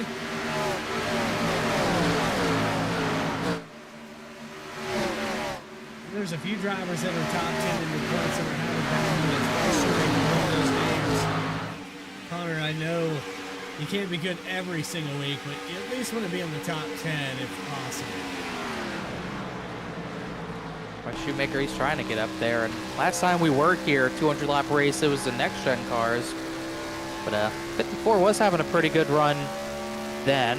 He's trying to creep his way up into the picture at some point later in this race. He's still only top 20, but he's trying his best to get up there. But he'd still have your usual suspects in the top 10. I mean, you got Chambliss, who's having a good run up there. Horonis has just been creeping in that top 10, as has Bailey Turner since he got up there. Really no one out of the ordinary top 10, in my opinion, besides maybe Chambliss, but at least 10th place. That 48 is making me nervous. He's getting even more squirrely lap by lap, and if he wants to get the 150, he's still got 10 to go. Wide here off of 4. Wright's going to hold on to the position another lap. How much more patience does the 24 and 57 have for it?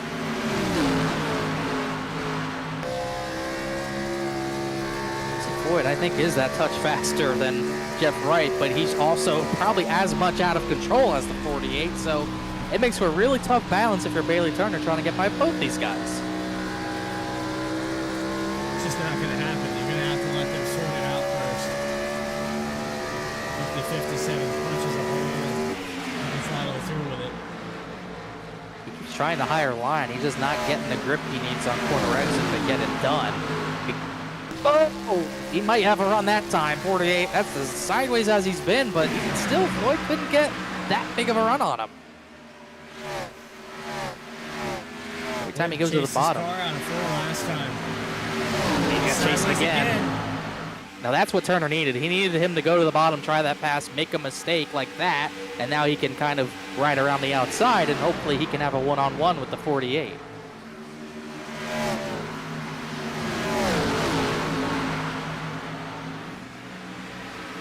Bailout's about to come from Jeff Wright. Didn't lose too much time. It's 5.2 seconds back here. The 6th position. These guys race like this. You got other drivers that are starting to 40.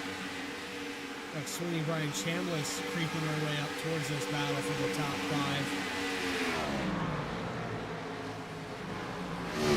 5. Boy tried to. Not hear who that was. Could not hear who that was. Did you say it was either Chambliss or Sweeney? I believe it was Brian Chambliss. You would think if he couldn't make it to the end easily, you'd have more people clutching. And so far, he's really the only driver I've been hearing clutching. But He's no stranger to fuel mileage. He wanted Atlanta last year doing just that, saving enough fuel.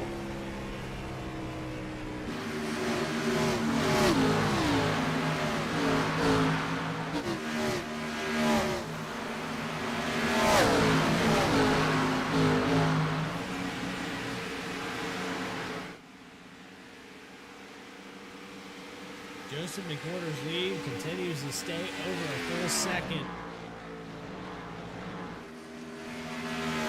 Multi-time winners.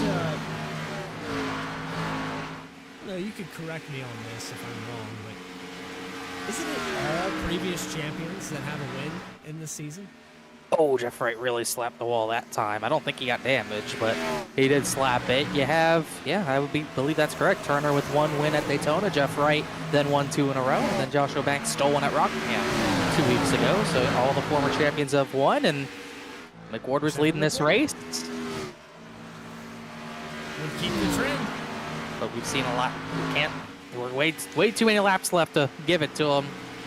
He hasn't had good luck. It's never over till it's over, but he's had a pretty good end of the run here to get this lead up to 1.3 seconds. Those top 3 have set sail, by the way. They're 2 seconds apart, and then it's an Indian Parado who's 2.5 seconds back of third place Joshua Banks, and he's in a battle for that spot with J.R. Shepard, who continues to climb through this field.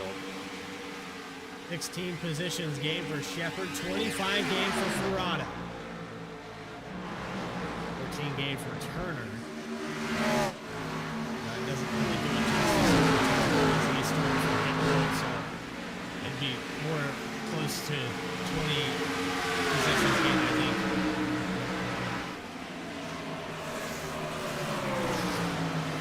I mean, it's just an impressive drive. He didn't get the spot there. He did get the spot there after Ferrata had a huge moment out of turn number 2, but it's impressive, and he's had multiple drives like this as Max Cost hit pit lane on the previous lap, but he's had drives like this where he can just work his way through the field and be there at the end.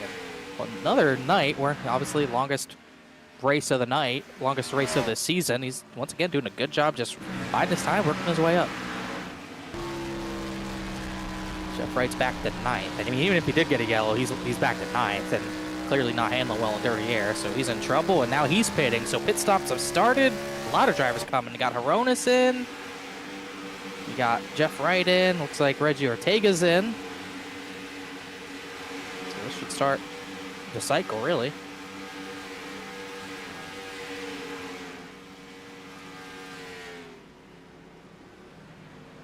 Comes a quarter. Leader's coming in a little earlier than I thought he would.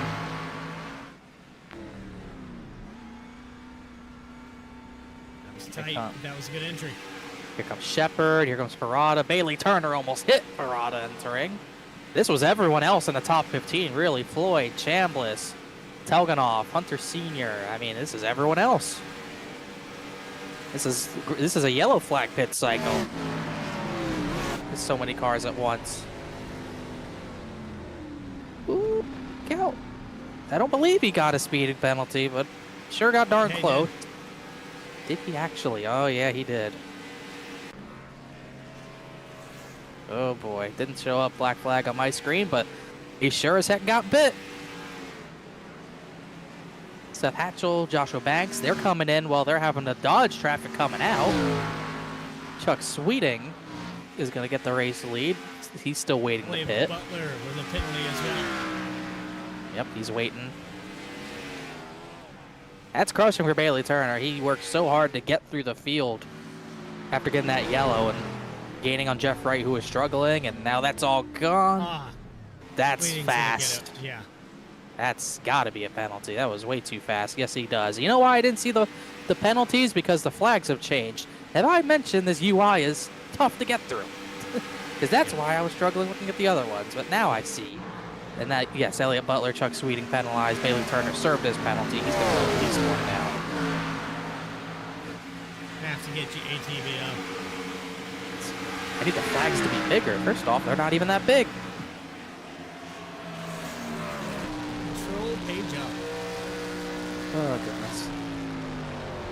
Here comes the 15 to Hodges.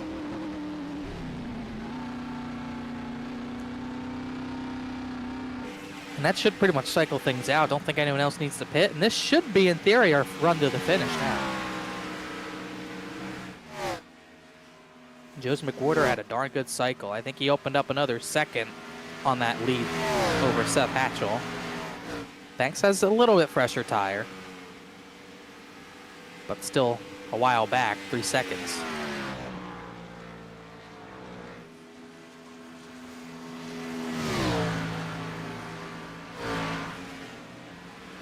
This puts us in a situation that first time we've seen green flag pit stop cycle all the way through, and a car able to maintain clean air. You know, there wasn't a big change in position because we didn't have to get our laps back, you know?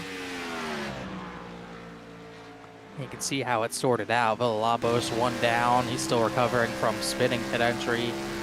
Turner's going to have to fight him to get that lucky dog, so that's going to be a pretty bold fight as they're still pretty far separated from each other, although Villalobos pit a lot earlier, so Turner should catch him rather quickly. So that fight for the lucky dog is going to be pretty fierce.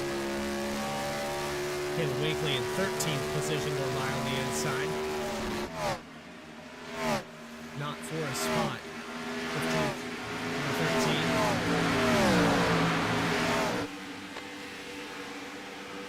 Yeah, that pit cycle really spread things out, especially top 15, not much battling. That weekly battles was one of the closer battles on track, but him and Villalobos not for position. It will be Turner and Villalobos switching positions in a lap or two because that tire difference is showing right now. 7/10 of a second faster Turner was to Villalobos, and once again, I believe that is that lucky dog battle. But Max Costa isn't too far away from getting lapped either, so it could be all for nothing. This is the situation Jeff Wright wants. He's struggled a little bit here on the long run. He fell out of the top 5. He's been hanging on to 6 since the green flag pit cycle. Jeff Wright wants to maximize points. He needs Billy Turner to stay a lap down. There we go for the free pass position. Caution! And it's Matt Shanoski and Chuck Sweeting down the backstretch. Did Turner have the position on the 45? I don't know if he did, but poor Chuck Sweeting. Don't know what happened yet, but him and Shanoski somehow crashed down the back. And it's changed everything again. You might see them come back down the pit lane now. Racing with Elliott Butler. This was for position between the 16 and 75, and ooh, he booted the 31, and then he checked up, got booted by Stephen Davis. Did not see the 60 involved.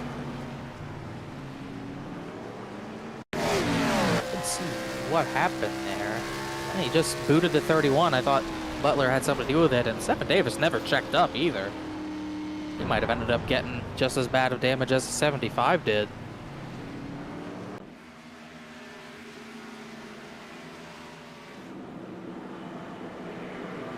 That shakes everything up.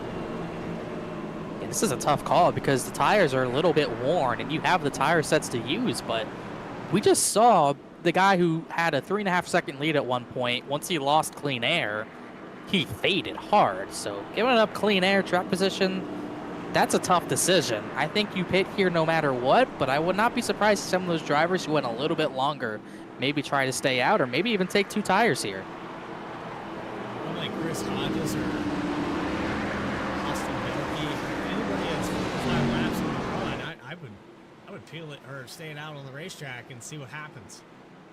And it looks like Julio Villalobos Jr. did get that lucky dog, so big break for him because he was 2 down at one point. So he's finally back in this race.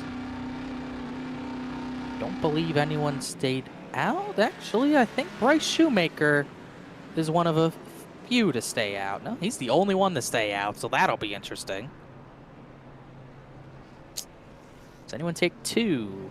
They would come off a pit lane now, and it doesn't look like it. Oh, no, Seth Hatchell.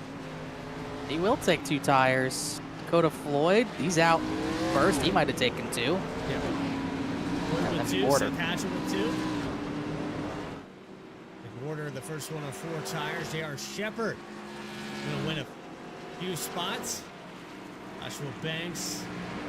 Man, this race has changed again. That was a good pit cycle for Shepard to get by Banks there as well. That might be the reset Jeff Wright needs as well, but I don't hate 2 tires. We saw it at Las Vegas, you know, different draft model obviously, but we saw 2 tires work, but that was a short run. This is, if it goes green, we're gonna have just under 40 laps to the finish, so gotta hope if you're those two tires hold on to the end, and if you're Bryce Shoemaker, I'd assume you're hoping for a lot of crashes, a lot of tires being used, and hopefully having an extra set left, I suppose. Well, if I'm Shoemaker right now, I'm just hoping that this race doesn't fall apart. You know, just everybody behind me gives me the room that I need if they're trying to pass. Clean Air has been victorious so far, and this is our 3rd lead change tonight, Connor, if you can believe that. It should pretty much help block up most laps led for Jeff Wright, so I'm sure he's happy about this caution and having some drivers on some different strategies. 98. That doesn't account for green-white checkers. That could always change, as has the track. It's now 82 degrees. It was 85. But still pretty much racing the same as it was. We have not seen the top side come into play as much once the night settled in, which I'm not too surprised about.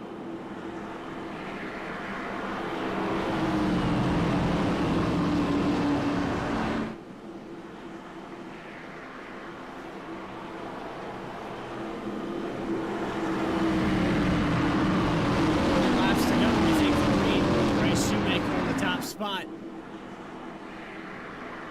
Seth Hatchell. Dakota Floyd, Joseph McWhorter. J.R. Shepard.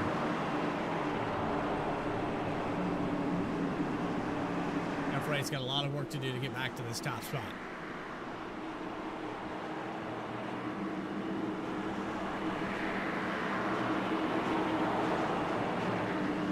This a lot of times from Shoemaker staying out trying to save a set of tires. Got to be very aware of wheel spin. There's a possibility for this restart. Pace car out of the way. 54, the command car.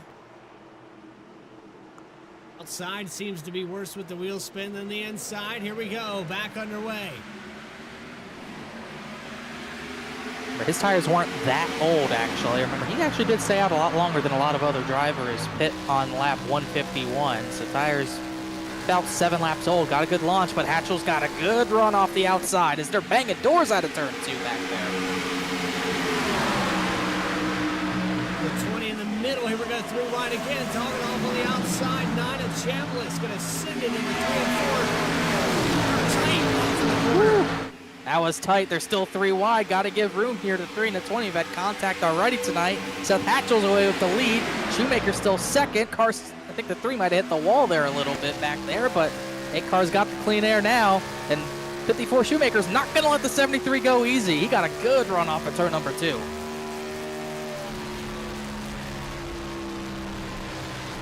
And everything he can to hold on to that 7th position. Dakota Floyd, J.R. Shepard side by side off of 4. Big run here for Banks. As Floyd got into the wall, here goes Jeff Wright through the grass. They're not done yet. He almost chopped him again. Floyd hit the wall, checked all of them up. That made the 35 go low, but Jeff Wright was there. They forced the 48 into the turf, and he's getting turned. How did he save that car? The quick wheel work of Joshua Banks at this way there. 48 had to lift off. This is the money run. You can tell everyone's going 110% right now. A save there for the 35 of Joshua Banks. Oh man, I wish we could have seen the wheel at work there. That would have been perfect timing. Right? I mean, that was a quick work on the wheel. I thought he was gone for sure. Shoemaker finally has to give way. He's going to try to crossover. I think McWhorter wanted to block him. He wants his battle over with, but Bryce Shoemaker doing a pretty good job on those older tires, but missed the bottom there. That spot's done. So Hatchell's got the clean air that he wanted. 98's in the wall again. He kept it straight, but 2 versus 4, 35 laps.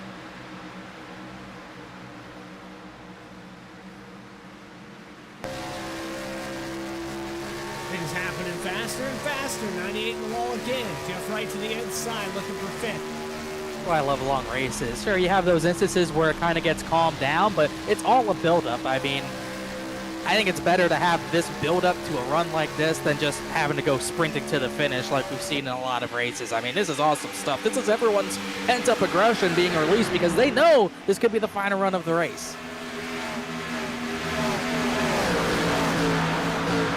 Corrado gets around the 98. That is for the 6th position. Jeff Wright up to 5th. Shoemaker loses a spot to Joshua Banks. Still like the call here from Shoemaker. He just needs to hold on to this time. About 30 laps to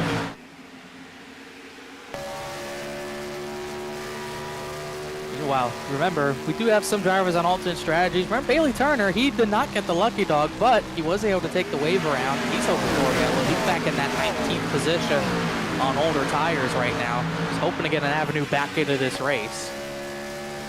Yeah, Hatchell on 2 tires leading, McWhorter, Banks on 4. Shoemaker on none, still on 5th, but he's starting to slide back. I believe Dakota Floyd was on 2, or no, it was J.R. Shepard on 2. It was one of the 2. Yeah, Floyd took 2 on that one. He's faded back. It has not worked for him because he wasn't in clean air, and it really hasn't worked for him. Well, Hatchell's been able to keep the lead, but McWhorter's keeping him honest. Yeah, going to 10th that lap.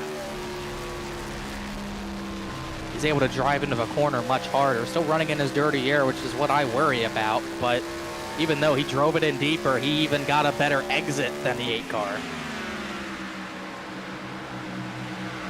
think McWhorter's going to be on the back porch here in about 5 laps, if not less than If that. not, it might be out of turn 4. He gained 0.3 of a second last time by. And I'm very interested to see how aggressive McWhorter is. He needed to race clean, nothing to do with these two, but it's about time for Josh McWhorter. He's had a rough go of it as of late. Second half of this race, he's been the dominant driver. I think he's going to go for it big time. This could be a pretty darn good battle. But you also got to worry about Banks and Jeff Wright. Are they saving their tires? Could J.R. Shepard steal it? Ain't no one out of this race yet. Next time by, 30 to go.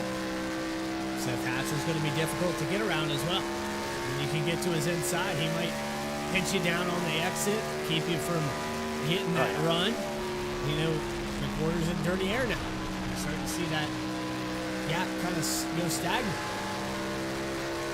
It's about time for Seth Hatchell, too. He made limited starts in this series, 19. This is actually his 20th today. Does have a win. I believe back season 1 at Kentucky got a victory, but he's always shown speed. And it's been a while since he's gone to victory lane, since that season 1 victory at Kentucky. He's going to fight just as hard, if not harder, than the 73. And like you said, McWhorter's going to have to get through that dirty air, and he's going to have to try something different like he did right there. It's really the first few times we see him go to that high side. He's going to build up that huge run out of turn number 4, get a little bit of draft off the corner, and it's just a matter of when Seth Hatchell wants to defend that. But if he defends that, McWhorter can go to the bottom and maybe get the left rear. And right there, Hatchell did defend it up the track a little bit just to put McWhorter off his game, and it did work pretty well there, but McWhorter's still going to get that run off the corner.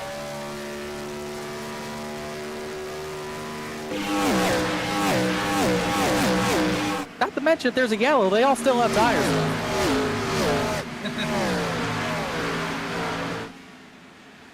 Put him about 25 laps to go. Don't think you would see anybody gamble on not taking tires this time around. I wouldn't put it past anyone, actually. I mean, 2 tires, if you can get clean air, it's working. I wouldn't put it past someone to try it, even if we go to 10 to go, if you need that clean air. A good set of laps for Hatchell. He gained a 10th last time by, and actually fast to the top 3 was Joshua Banks.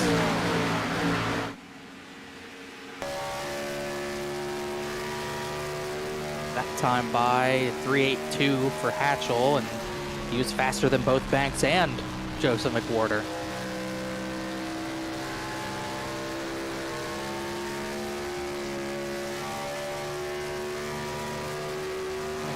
Shepard, who ran the fastest lap time, not much though. Shepard catching up to Jeff Wright. Jeff Wright, if he can't get back into that battle for the lead, he's just going to be wondering what the heck happened. What did I do wrong? I mean, he was in control of this race. I mean, 100%. He let McWhorter go, not thinking it would be an issue, and he just has not been looking the same since. Ever since he lost the lead, this is actually the best I think he's looked, because he is keeping decent pace with everyone in front of him. But losing that clean air just absolutely killed him for a large part of this race.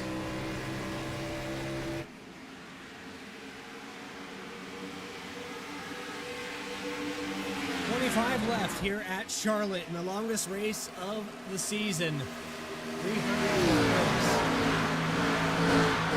25 laps. It's coming down to this. You had pit cycles, pit strategies. It's all going to come down to just 37.5 miles.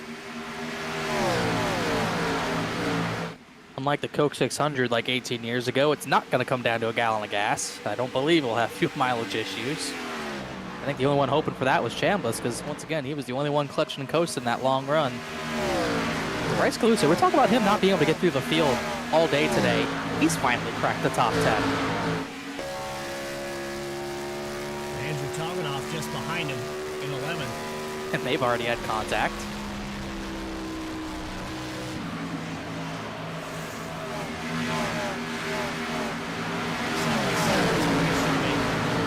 Elected to stay out, going back to 13. And it's about 20 lap run.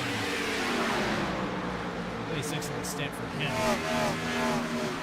What's funny is on this run, he did run his fastest lap of the race. That's just how much this track is cooled down. And you got to remember before the yellow came out, he was running about 16th position. So it was worth it to take the gamble. It's not going to work. He needed the yellow maybe 10 laps ago to maybe have a chance at saving that tire set, but I respect the effort.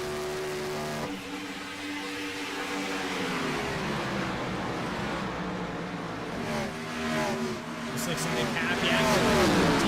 Handled Weekly. Get a little bit loose here off the exit of the corner. Weekly tags along with the right rear. Here comes Austin Belkey for 16th to the inside of the O2 of Seymour. I was someone who's had a lot of bad luck. Austin Belkey's near the top of that list, but he's having a decent run tonight, as is Happyak. As he just tapped the wall there, he should be fine. But we really haven't talked about Happyak at all tonight. Same for Hunter Sr. They've just been kind of hovering on track, top 10, well, top 15, top 20, as has Belkey. Not bad for them both so far. They both drifted too far up the racetrack there. Happyak did not have a good corner. For that excellent on Belkey to keep that position, but it put his teammate in a weird spot. Here comes a change for second spot. Look at this.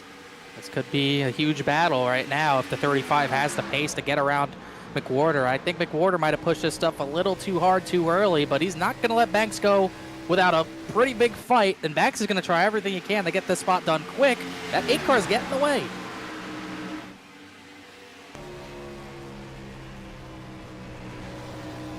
A lot better through the center last corner, but that time just not quite enough. He's so close, but McWhorter's able to get that right rear. Stuck him back with the side drop just a little bit. I think right here we're going to see Banks drive it in a lot harder, just trying to clear him up before the exit, and he's got it done. See the focus on his face, leaning left and everything. He put everything into that pass. That's what it takes. I'm a leaner myself. I lean so far to the left when I race. It's borderline embarrassing. You can see it right there. He's got the head down, leaning left just a little bit. His head goes a lot more down than mine does when I lean, though. I mean, when I lean, I've noticed on broadcast, I'm leaning almost back into my chair left. Like I'm actually on a bank. Get you guys a motion rig. I'd die. I'd throw up. I ever see the clip of during COVID? I don't know which driver it was, but his motion rig fell over when he wrecked. Yeah, the front end fell off. I remember that. Yeah, I couldn't believe it. Let's see what Joshua Banks can do. He's got 17 to go. That time by the last 2 times, actually, he's been a 10th faster. So Ortega loses a spot, or trying to get a spot from Dakota Floyd. That's for 8th.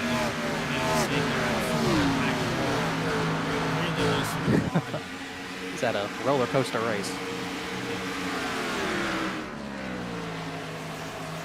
Put up on 15 to go. Joshua Banks last time by a 10th faster. Let's see what we got this time by. Hatcher ran a 8.38. Banks ran a 7.9. So really only half a 10. Still a gain. And only 6 tenths separating them. I think Banks is going to put himself in the same boat that McWhorter was in. He's going to get up there for about 2 or 3 tenths, and the dirty air is just going to be too much. I think at some point he's got to change his line. I mean, even right now at 0.6 of a second, 0.7 of a second, that dirty air is going to be affecting his car. And if he gets to a point where he's kind of stalling out, he's going to have to move up the racetrack. It's just go where Hatchell isn't. That time by, trying to look, it was pretty much the same times back to back. He ran 7.90 both laps. Hatchell ran an 8.36, and then he ran an 8.38 the lap before. I mean, they both, 2 laps in a row, ran pretty much identical times. I don't think I've ever seen that. You want to see it again? Let's find out. Hatchell lost about a tenth there. Banks didn't lose as much. He was a tenth faster.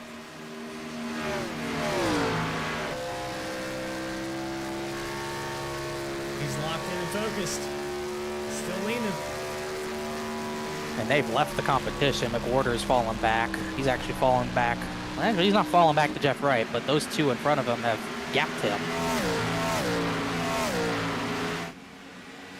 It's about half a second, still 0.6 of a second. That time Hatchell was faster.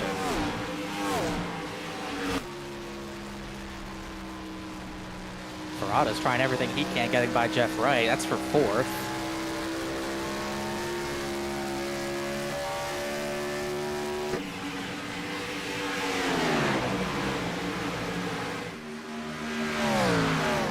Banks kind of went up the racetrack a little bit there, but I don't think it paid dividends as Shoemaker and Chambliss are bumper to bumper for position. Hatchell about a 100th quicker again, as Bryce Shoemaker, he's kind of leveled in 12th. He's done a good job kind of maintaining this spot since we saw him last. I think Brian Chambliss, with how far he dove it into turn 1, hit a little impatient.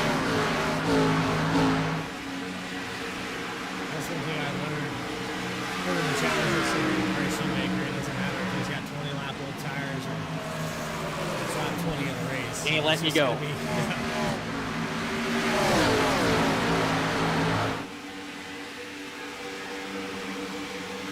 Starting to see it's going to go to the end if it doesn't end up bad at this rate. Next time by 10 to go, so time's running out for everyone. Just can't clear up. So close. That 54 will not let you by.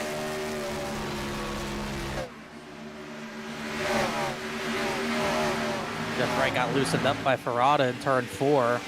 Just got him a little bit arrow loose. I think Ferrata's got the spot.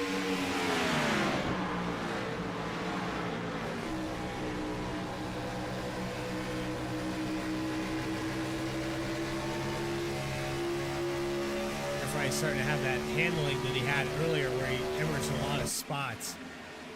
But for him, it's a matter of let's keep Garrett Shepard at bay for as long as we can. Maybe don't chase him with 7 anymore. I don't know what the call is here. I think the call for Seth Hatchell is everyone get to the end cleanly, because I'm just not sure Joshua Banks can do anything. He hasn't moved up the racetrack more than a groove, and he lost a lot of time in 1 and 2 that time by. It's almost up to 8 tenths now for Seth Hatchell. Remember when we left Bryce Shoemaker's battle for 12th? It's gotten a little bigger. There's a lot more cars in this battle now. You got Caleb Weekly, you got Belkey right there, you got, I think Hunter Senior's in the middle of that. 3 wide. Oh, look out! There's contact! There's the crash! There's the crash. There's the caution that Seth Hatchell didn't want to see. Oh, goodness. Let's not crash again. You could see that. I saw that coming. There was too many cars in one spot down the backstretch. That was bound to happen. 9 slides up. We got 3 wide. I don't think Belkey knew they were going to be 3 and came up on Caleb Weekly. Nowhere for Hunter Senior to go either. Honestly, lucky that it was only 2 cars. Oh, man. It's kind of been the theme this year. We get long green flag runs, but this late yellow, once again, going to shift things big time. Happy Bailey Turner, they did great jobs avoiding that. Oh boy, now what do you do on tires?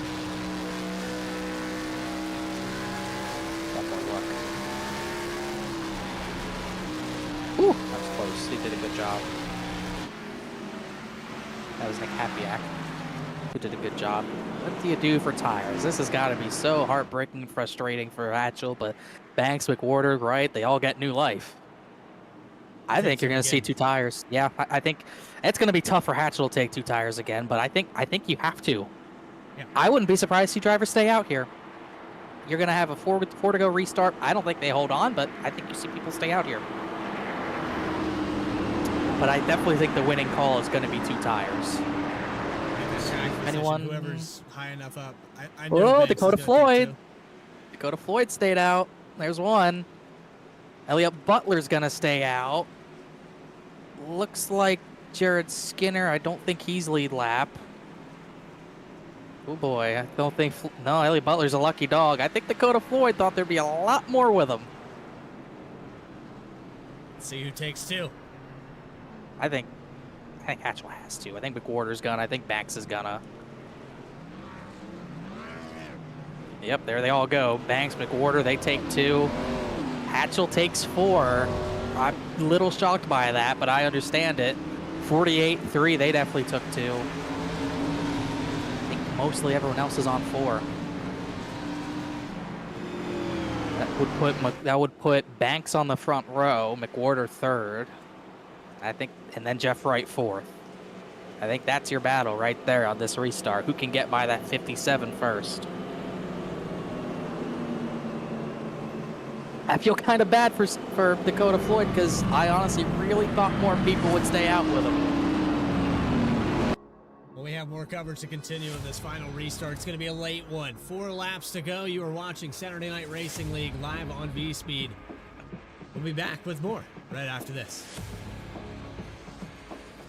JS Racing. We're in the game.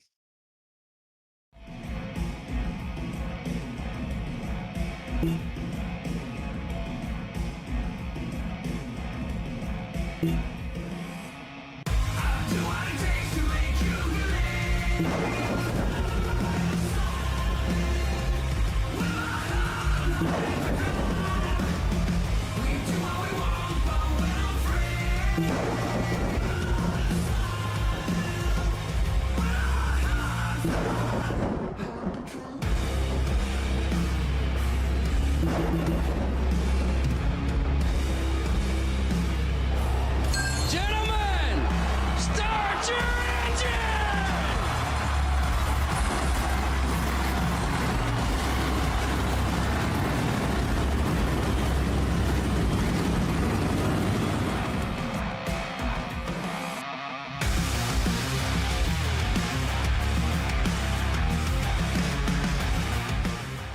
Drivers, start your printers. To keep pace with the ever-changing landscape of marketing and advertising, let Clark Print Shop help you spot the trends and keep you in front of the pack with all your color printing needs. Here we are back live in America's home for racing, Charlotte Motor Speedway, week number 5 of the Saturday Night Racing League. Connor and Bradley Cooper who have been covering this 300-mile race, and it's all coming down to this 4 laps for this restart. Race car out of the way with Dakota Floyd, who stayed out, Joshua Banks on 2 tires, McWhorter right, and all the way back to Telganoff on 2. Seth Hatchell had this one in the bag, but he could still have a chance. Ooh, tire spin, and Floyd spun him a little bit, as did the 3. Banks has the run into turn number 1. If he could get to the right rear, but he couldn't. That's going to give McWhorter a run. Look at the run he has on the bottom of the racetrack. He's going to bump the 57 out of the way. Here goes Jeff Wright 3 wide for the lead. He gets put on the apron by the 73, and McWhorter's going to get to the bottom. And here comes Seth Hatchell up the middle. He's on 4 tires. He's on 4 tires. McWhorter got the bumper from Jeff Wright. They're going to be 4 wide for the lead almost. 3 to go. And Jeff Wright through the grass is still trying to pass for the lead. He'll get it into 1. Brought up in the Hatchell. He's all the way back to the lead. McWhorter just slid the tires. Unbelievable how Jeff Wright got through there to get the lead away. Car in the wall. Elliot Butler hit the inside wall, but we're still green. They're trying to rack up back there. Coming off sideways. Joshua Banks got the second. I don't think he has time to get the 48. 2 laps to go. Oh, they're crashing. There they go. They crashed. It's like Brian Chambliss crashed. Wow. Wow. I can't believe any of that. Telgenhoff left the session. I wonder if he might have been involved.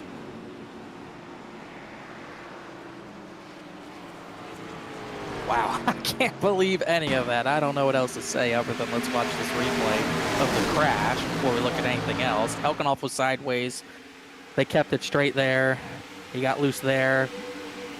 I don't think there was much contact, but he got into the 54. Then he alt-F forward. Got Chambliss involved. We need to go back further than that. Let's take it back even further. We gotta go back to this restart. I mean, it was utter chaos. McWhorter, I'm listening to the audio in iRacing. McWhorter is mad at Jeff Wright for going through the AstroTurf to pass him. Jeff Wright's mad at McWhorter for driving him to the apron. So this should be an interesting green-white checkered attempt when we get to it. Tempers. This was the restart with 4 to go. If that's So 70, much happened. McWhorter can get back to the 48. I don't think either of them are finishing. Dakota Floyd, he gets a good jump, but spins him right there. Jeff Wright tried to force middle, couldn't do it. Hatchell got a good restart, but nowhere to go. I thought Banks was going to be able to hold the right rear of Dakota Floyd here, but he couldn't. And McWhorter just had a great run for turns 1 and 2, but nowhere to go because Dakota Floyd was there. That gives Jeff Wright the run. He tries to go to the bottom. McWhorter throws the block on him. McWhorter runs him down below the white line, which I could be understanding. I would be mad if I was Jeff Wright too. But he's still going to have a run at McWhorter, gets some arrow loose, even gives him a tap right there saying, hey, I wasn't happy about that. McWhorter kind of shoves him down. But Jeff Wright was barely there, but he did go through the AstroTurf. But if you don't get a cutting the course penalty, it's fair game at that point. I thought Hatch ought to run there, but Ferrata got into him. And then here McWhorter tries to throttle up. He just doesn't have the grip, and Jeff Wright's away with the lead at that point, and everything's happening behind him. Started with the 3 into turn number 3. I think this is when we come up on the yellow. He gets forced up the track by Ortega, I think, into the 29. He's sliding, gets hit again. And now we're at the side of the caution. Shoemaker into the wall. Then I don't think they hit there. I think Shoemaker tried to give him room, and he ran out of room himself. And for Christopher Hodges and Brian Chambliss, there's nothing they could do about that. Yeah, it's just that simple. That's all that happened. Yeah, that's all that happened in 3 laps. Yeah. We're I'd gonna be mad. wrap him up and do it again. Yeah, we are. Now, I don't hate where Seth Hatchell is now because now he's in 4th on 4 tires, and he might have a better shot at this if these 3 former champions take each other out. 73 and 48 are mad at each other. I don't think Banks is mad at anyone, but he's in a hate sandwich right now. But this is going to be interesting. I'd be mad in both Jeff Wright and McWhorter's situations, honestly. I could see, I mean, Jeff Wright got driven onto the apron down the back, no doubt. He gave McWhorter a fair tap out of 4, and I don't know if he was far enough inside of McWhorter to really go through the AstroTurf, and if I was in McWhorter's situation there, I'd be pretty upset about getting passed down there. But if you don't get a cut into course penalty, it is what it is. There's really no yellow line rule here at Charlotte, so. No, really the only rule is iRacing's rule of cutting those dog legs. That's all there really is.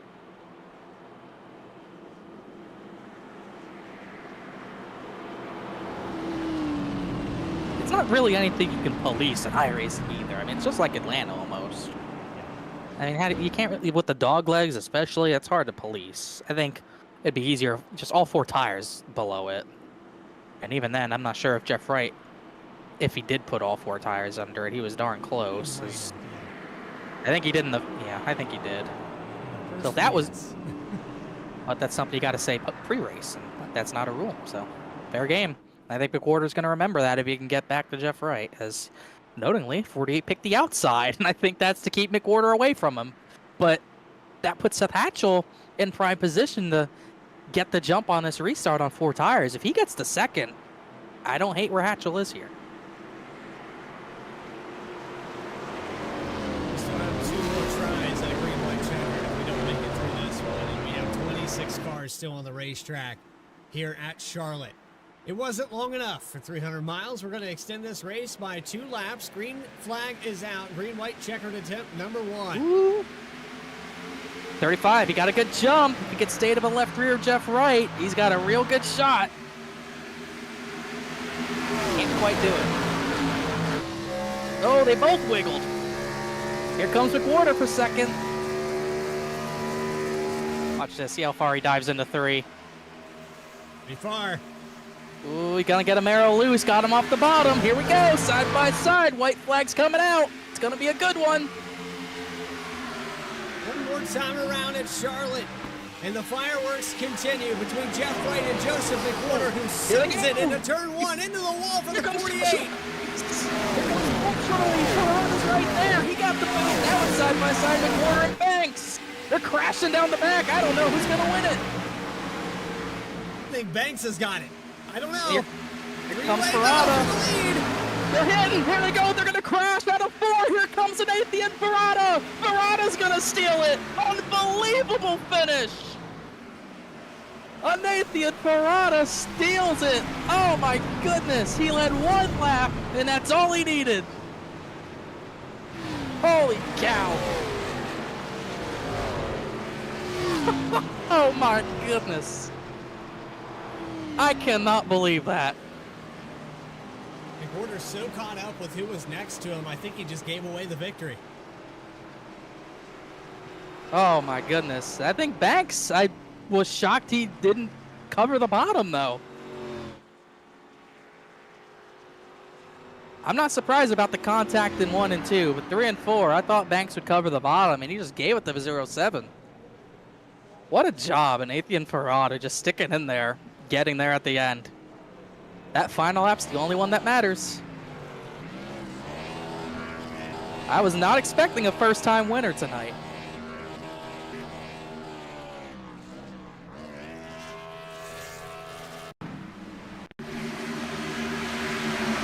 Wow, I mean, we got to cover all that again.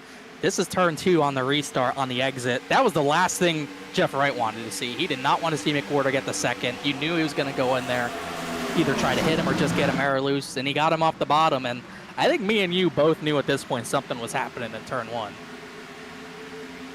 Yeah, I didn't expect McWhorter to send it that deep. Right here, he doesn't. Checked up early. He just, yeah, he sent it. He never went to the bottom. He went in there trying to force Jeff Wright off his line and pretty much walled him out of the way. But that let Ferrara get there, but also let Joshua Banks get to his inside. J.R. Shepard was there, didn't see him. And right here, you know what, Joshua Banks does pretty much the same thing that McWhorter just did to the 48, except right here, they just kind of get hooked together. I think the 73 comes down a little bit. They get put into the wall, and lo and behold, here comes the 0-7 to take the victory. I mean, I'm not surprised McWhorter did what he did to the 48. I am shocked that Joshua Banks gave up the bottom there. I really thought he'd cover that, but he really just gave up the bottom in the 3.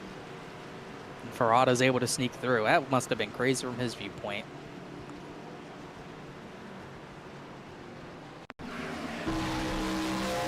Right here, he was like battling for 5th. Now all of a sudden he's in the battle for the win. He almost got turned off a 2 by Seth Hatchell there as well. Right here, he's expecting to have to stay on the 35's bumper, and he gets all the clean air in the world.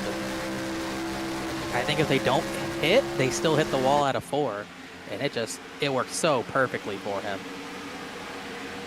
Rich, you were taking him to finish a 4th at 2 Somehow, out of it nowhere, he gets a pretty darn good finish. A lot of the guys who ran up front all night didn't get the good finishes they deserved, and there were probably 2 or 3 wrecks on that final lap as well. That was worth dipping into Sunday morning. Yeah.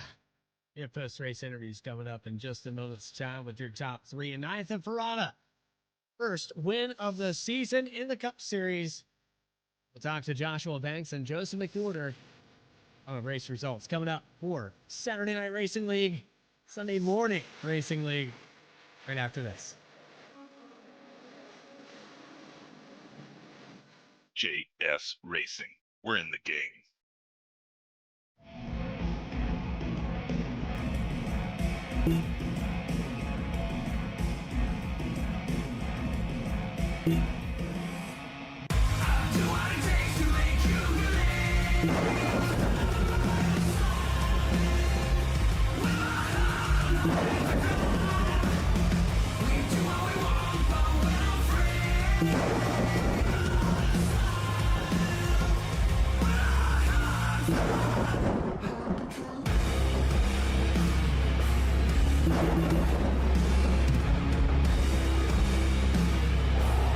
Gentlemen, start your engine!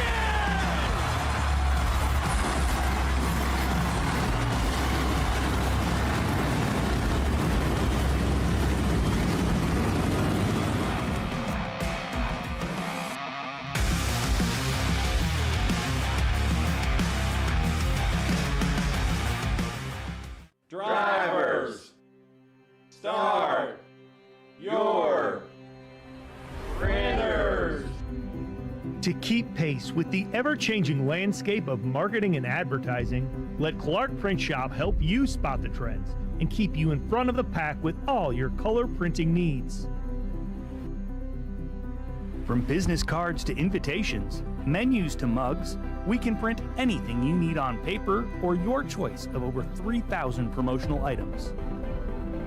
Visit www.clarkprintshop.com to browse our online catalog and place your order today, or call us at 276-889-3426. For a limited time, use the code iRacing for 23% off your first purchase. The staff at Clark Print Shop looks forward to handling all your color printing needs. Walking and Rolling Costumes started when my son Reese was born with cancer. So when I was 3 years old, I got my first wheelchair. And he wanted to be Wall-E for Halloween that year. And so I knew you couldn't buy a costume to go on a wheelchair at that time, so I knew I had to build one. My dad ended up building a Wall-E costume out of a Dell computer box. When we were all finished, he loved it. We took pictures of it and shared it on social media. So many people started sharing it that we started getting requests from people we didn't know. In 2015, we decided to build them for other kids because people were asking, hey, can you build them for my kid?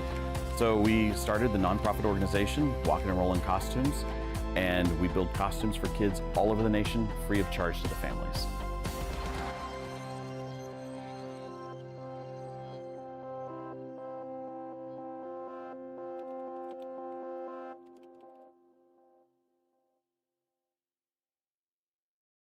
JS.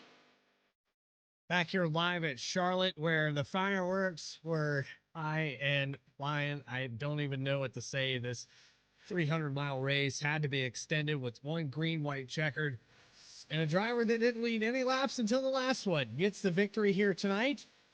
Race recap on the top of your screen with 5 cautions and 11 lead changes.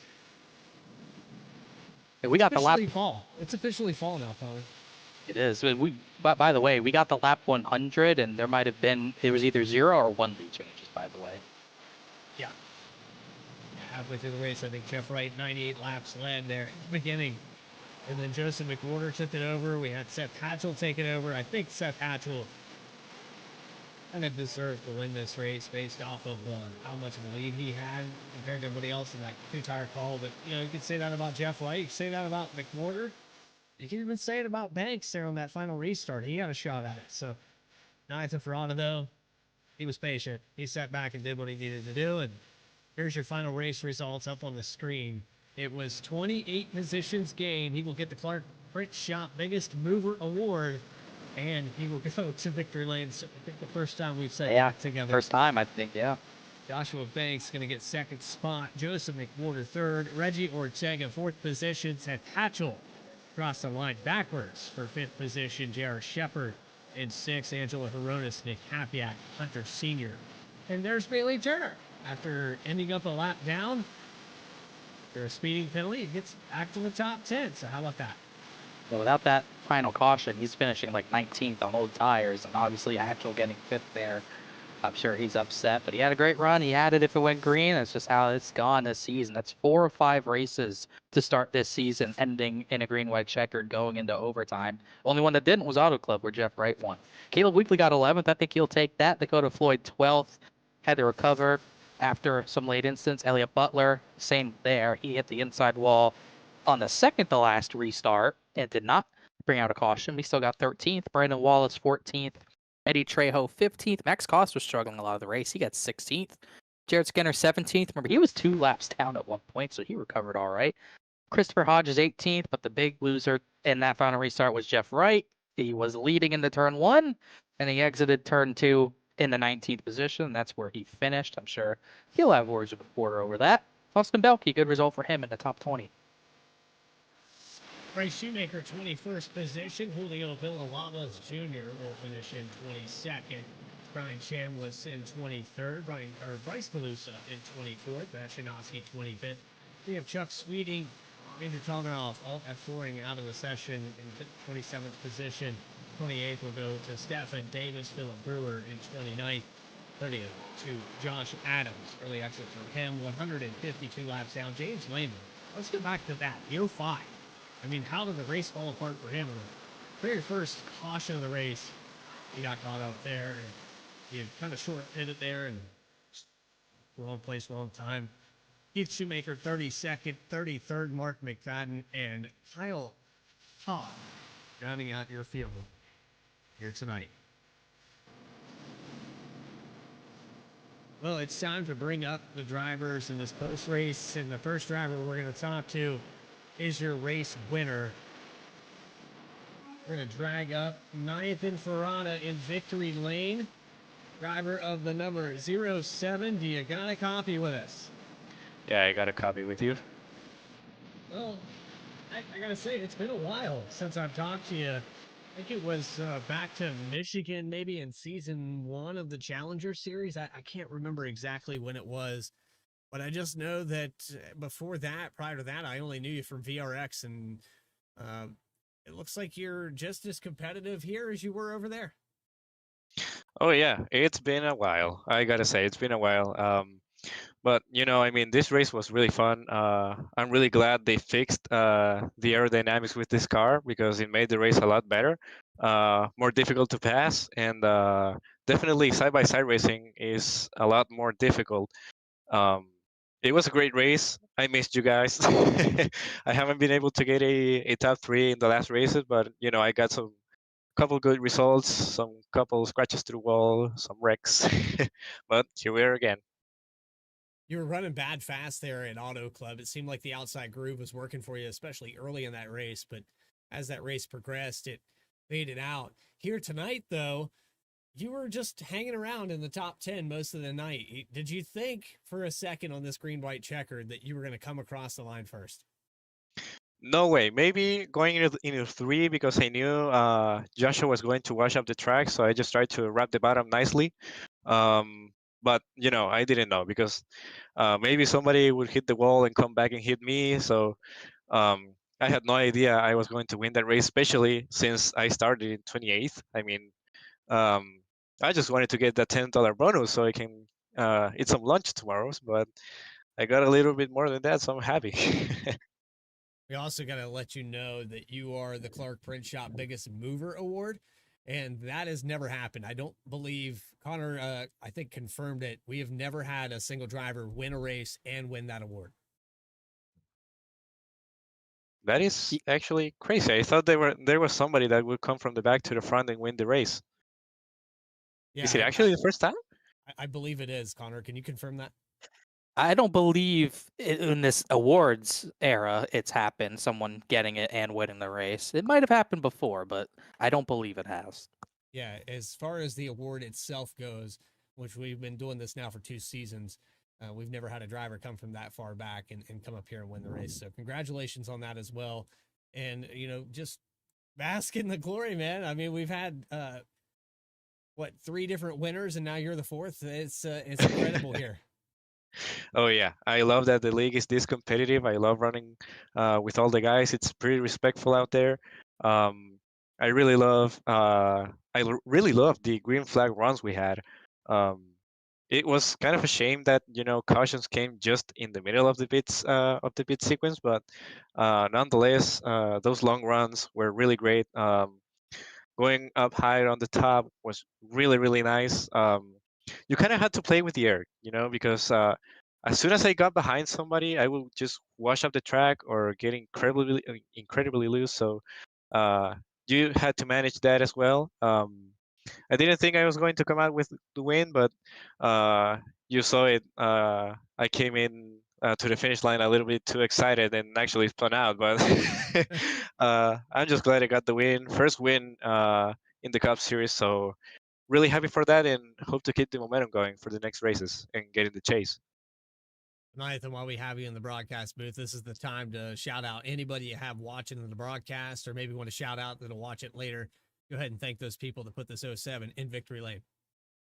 Yeah, first of all, as always, thanks to Q Analytics for always supporting me and sponsoring me for this race and the entire season. And thanks to my girlfriend who is watching. So thanks to her as well. And thank you guys for the amazing broadcast. I always watch the broadcast when the race finishes, and it's really good. So thank you guys for bringing a high quality broadcast to this league. It's really amazing. Nathan Ferrata, nothing but kind words for us, nothing but kind words for him. Victory lane. He's going to go on as our 4th winner of season number 5. We'll see you next week when we go on to Pocono, I believe. Oh yeah, see you next week. Hopefully, same place. Same time? Same time. Hope it's not the same time. We went 2.5 It is late. It is late. Nathan Ferrata. Moving on to our 2nd place finisher, and I believe that Connor Horn is caught up with Joshua Banks in the number 35. I do have Joshua Banks, and because Banks won last week, I guess technically I'm not as excited to interview him here, but last lap, last restart, Joshua was pretty interesting. You somehow didn't end up leading a lap tonight, but you were top 5 all night. But I do have to ask you, I mean, it got crazy final lap, really turned 3 into the final corners. I mean, what was going through your mind there? I going for the win there. I ain't let a single freaking lap the whole night. I was just chasing rabbit tails all night long, and it was so annoying. But I just didn't have pace to lead. But when it came down to it, I was going for it. So I saw McWhorter kind of do it to Jeff, and I was like, all right, it's fair game. Let's go. So I had to side by side going into 3 and just drove my line and kind of pushed up, maybe get him a little tight. A little bit too much, and Nathan was just right there to take it. So it's very cool to see him get a win.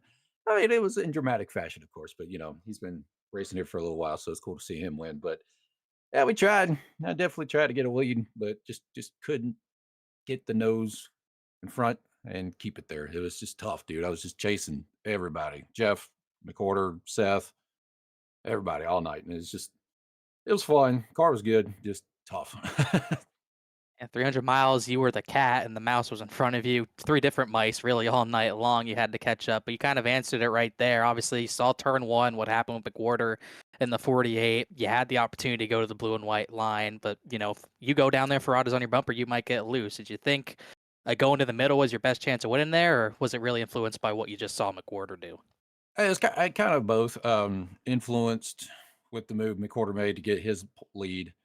I was like, well, if I try it, maybe it'll work. But I've been running that bottom all night long for the most part, and I should have probably stuck with my line. But I was worried with the 2 tires, the center speed would have just slowed me down more than what McWhorter had on the top, and he would have got that major run. And that's what I thought was going to happen too. So the middle I thought would work good to keep pace with him center off. So it just didn't work out though. It got tight, and here we are. Here we are indeed, and definitely a crazy finish, and definitely a different race from what we saw at the last mile and a half of Vegas. Obviously, draft was toned down a lot, got a lot more spread out. Did you think the racing was better than it was at Vegas tonight? And it seemed like dirty air was also a lot more pronounced. Did you notice that at all? A little bit. Definitely when I got closer to the bumpers of some guys, it definitely felt the car shift a little bit. But to me, it felt so much better than with the drafting that we dealt with at Vegas. Because at times at Vegas, you were able to just keep up with the leader or somebody in front of you because of the draft and just maintain your tires. Here, you can back off, save them, and then run them back down and not have to worry about the draft pulling a group away from you. So it was nice to just actually just drive the car mechanically instead of relying on some draft and aero to keep you in the race. So I was very happy about that. The racing was good, I thought. I mean, we could rip the top and get speeds if you wanted to. It definitely went away though later in the race. The bottom seemed to be the king most of the race, but it was fun. You can move around a little bit, change some lines up, try to get clean air, and see what kind of run you can get, and move around and not worry about draft being an issue. If you lose it a little bit, um, you're out of it, kind of deal. So it was fun. I liked it. It just wasn't fast enough. Fun night, but a frustrating night in many ways. But you still got a P2 out of it after 2 weeks ago winning. So congrats on that, at least, Joshua. Anyone else you want to thank or shout out? Well, we're going to shout out you and Bradley up in the booth for what y'all do with the commentary and the broadcast, and also I bet it was fun to watch. Definitely try to make it exciting for sure. We had some close calls, so I bet that if you called them, they were kind of entertaining in a way. So thank you guys for what you do. Our admins, thanks to everyone up what they do with putting on this league. I mean, 5 years or 5 seasons, I should say, is pretty big in a league series. So very happy with what they've been doing, and hopefully just keep this league going. Shout out to our sponsors, all the guys, partners who have tagged along with our league and stuck with us, and shout out to my sponsor, obviously sponsoring the league, M&J Distributors. So thanks everybody for tuning in and watching, and like I said, hopefully we put on a pretty fun show for everybody. It's fun for me. I think it was fun for Bradley, and it's a runner-up finish. Still good points for you. Congrats on that, Joshua. Thanks for talking to us. Might see you at Pocono in a week's time. Let's hope. We'll see how it goes. Take care, man. You too. I don't know if you noticed there, Bradley, but he's kind of got a replay of the wreck we didn't see. That was Ferrado was there, but we also saw Bryce Calusa. That's him wrecking in the background. I think he and Nick Hapiak had contact. That's why that crash happened. And you see the 45 up in the air there down the back Shinosky. stretch. Yeah. 31's in it. Well, This should be a fun interview. Yeah, I think it will be. Do you want to take it? You want me to take it? I think you got to get this one, man. All right, I got Joseph McWhorter. Top 3 here tonight. You led 58 laps, but let's go back to the most important ones. It was the final green-white checkered there. Well, we can even go maybe 6 laps before that. On that final restart in regulation. Not very happy with Jeff Wright passing you through the grass. Not very happy with the guys around you. And then, well, green-white checkered. Things happen there as well. What's your takeaway from this one this week? Yeah, we were really fast, which felt good. Led a lot of laps. Looked like we were going to cruise on to a win tonight. 2 tires worked better than I thought. We had that initial start, and I was side by side with the 57. I blocked Jeff down to that bottom lane. I didn't run him all the way into the apron. I think he might have put himself on the apron just to kind of give himself some room and not wreck everybody, which, I mean, it was aggressive, but I mean, you're going for the win. And then, I'm side by side with Dakota going through the corner, and then he just makes a hard left turn, goes through the grass for the 3rd time. He did it in the next gen. He did it during the race for 8. It's just cheating.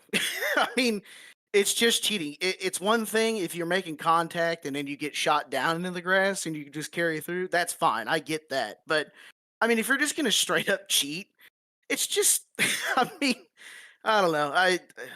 From what a few other guys were saying, that I guess he had done it to earlier in the race too, from what some of the guys were saying earlier. So I mean, on the last restart, got on the corner, I wanted that high side, and he was on my outside, so I ran the top.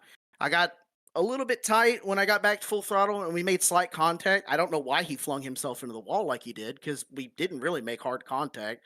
I mean, I mean, it was enough to where it should have shot him up the racetrack a little bit, but not the way that it did there. So, I mean, I didn't get to go back and watch his in car, but I mean, we didn't really make hard contact at all. I mean, I've seen some of these guys just absolutely fling it in there, door to crap out of somebody, and then continue on. I've been the receiving end of that. I mean, it just happened at Auto Club. So, This happened on the final lap of this race. Yeah, it just happened on the final lap of the race. I mean, I'm on 2 tires. I've got 40 something laps on the left sides. I mean, I got tight. We made a little bit of contact. It wasn't hard. If that's dirty racing, I don't know. I mean, I don't know. It's just hard racing at the end. I mean, I wanted the high side so that way I can get the run off the top, and I wasn't lifting after he blatantly just cut the racetrack. So I don't know. I always get told by everybody else and all the admins that there's consequences when you do things.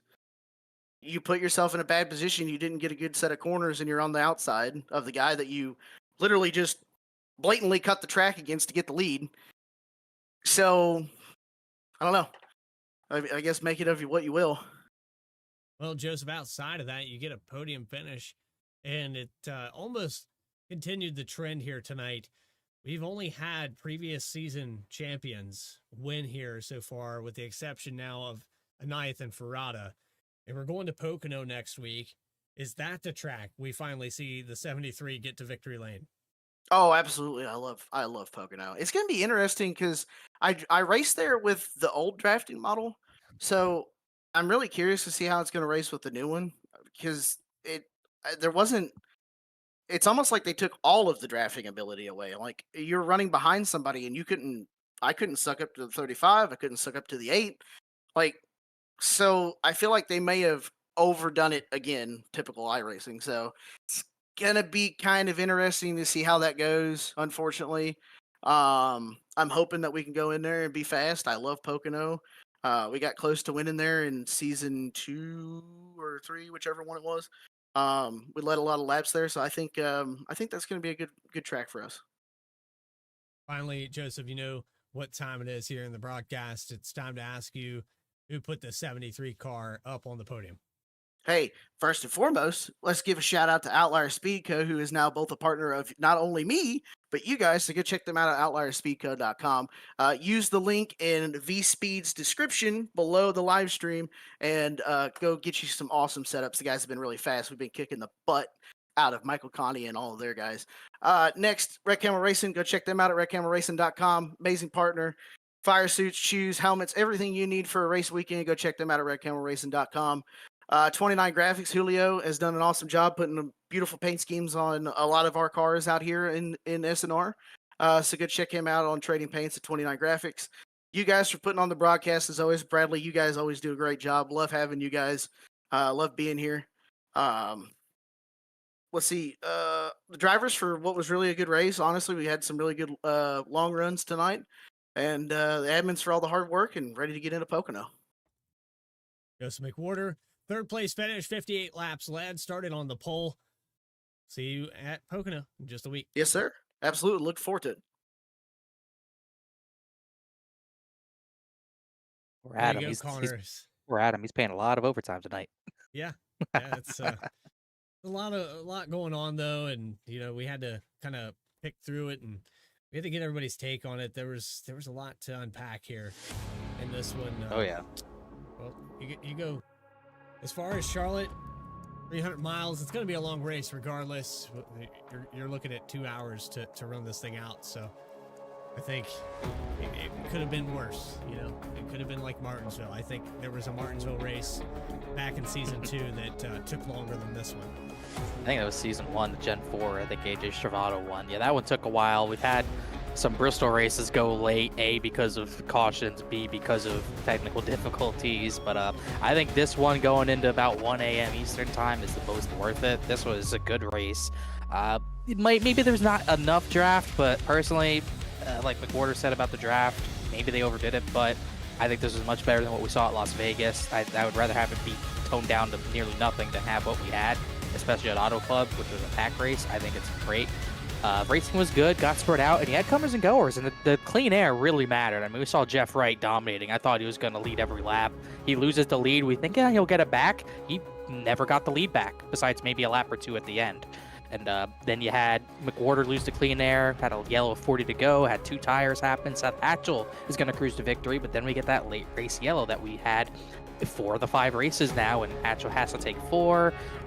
Some people take 2, some people stay out. It gets crazy. You get drama of former champions and Wright and McWhorter. Green white checker, they come together. Calusa gets wrecked in the background as well, and then Banks is going to give McWhorter the business, and Anathia Ferrata, he comes through unscathed in our first time winner of the season. It's not former champions for the first 5 races. Finally, a first-time winner again in this series, and a great story, too. He stuck through it and got the victory, and could be a big season on the way for the 07. And it should only get more intense and more crazy at Pocono and New Hampshire for the Challenger Series. It's going to be fun. September 27th at 7:45 for the Challenger Series, 10 p.m. Eastern Time.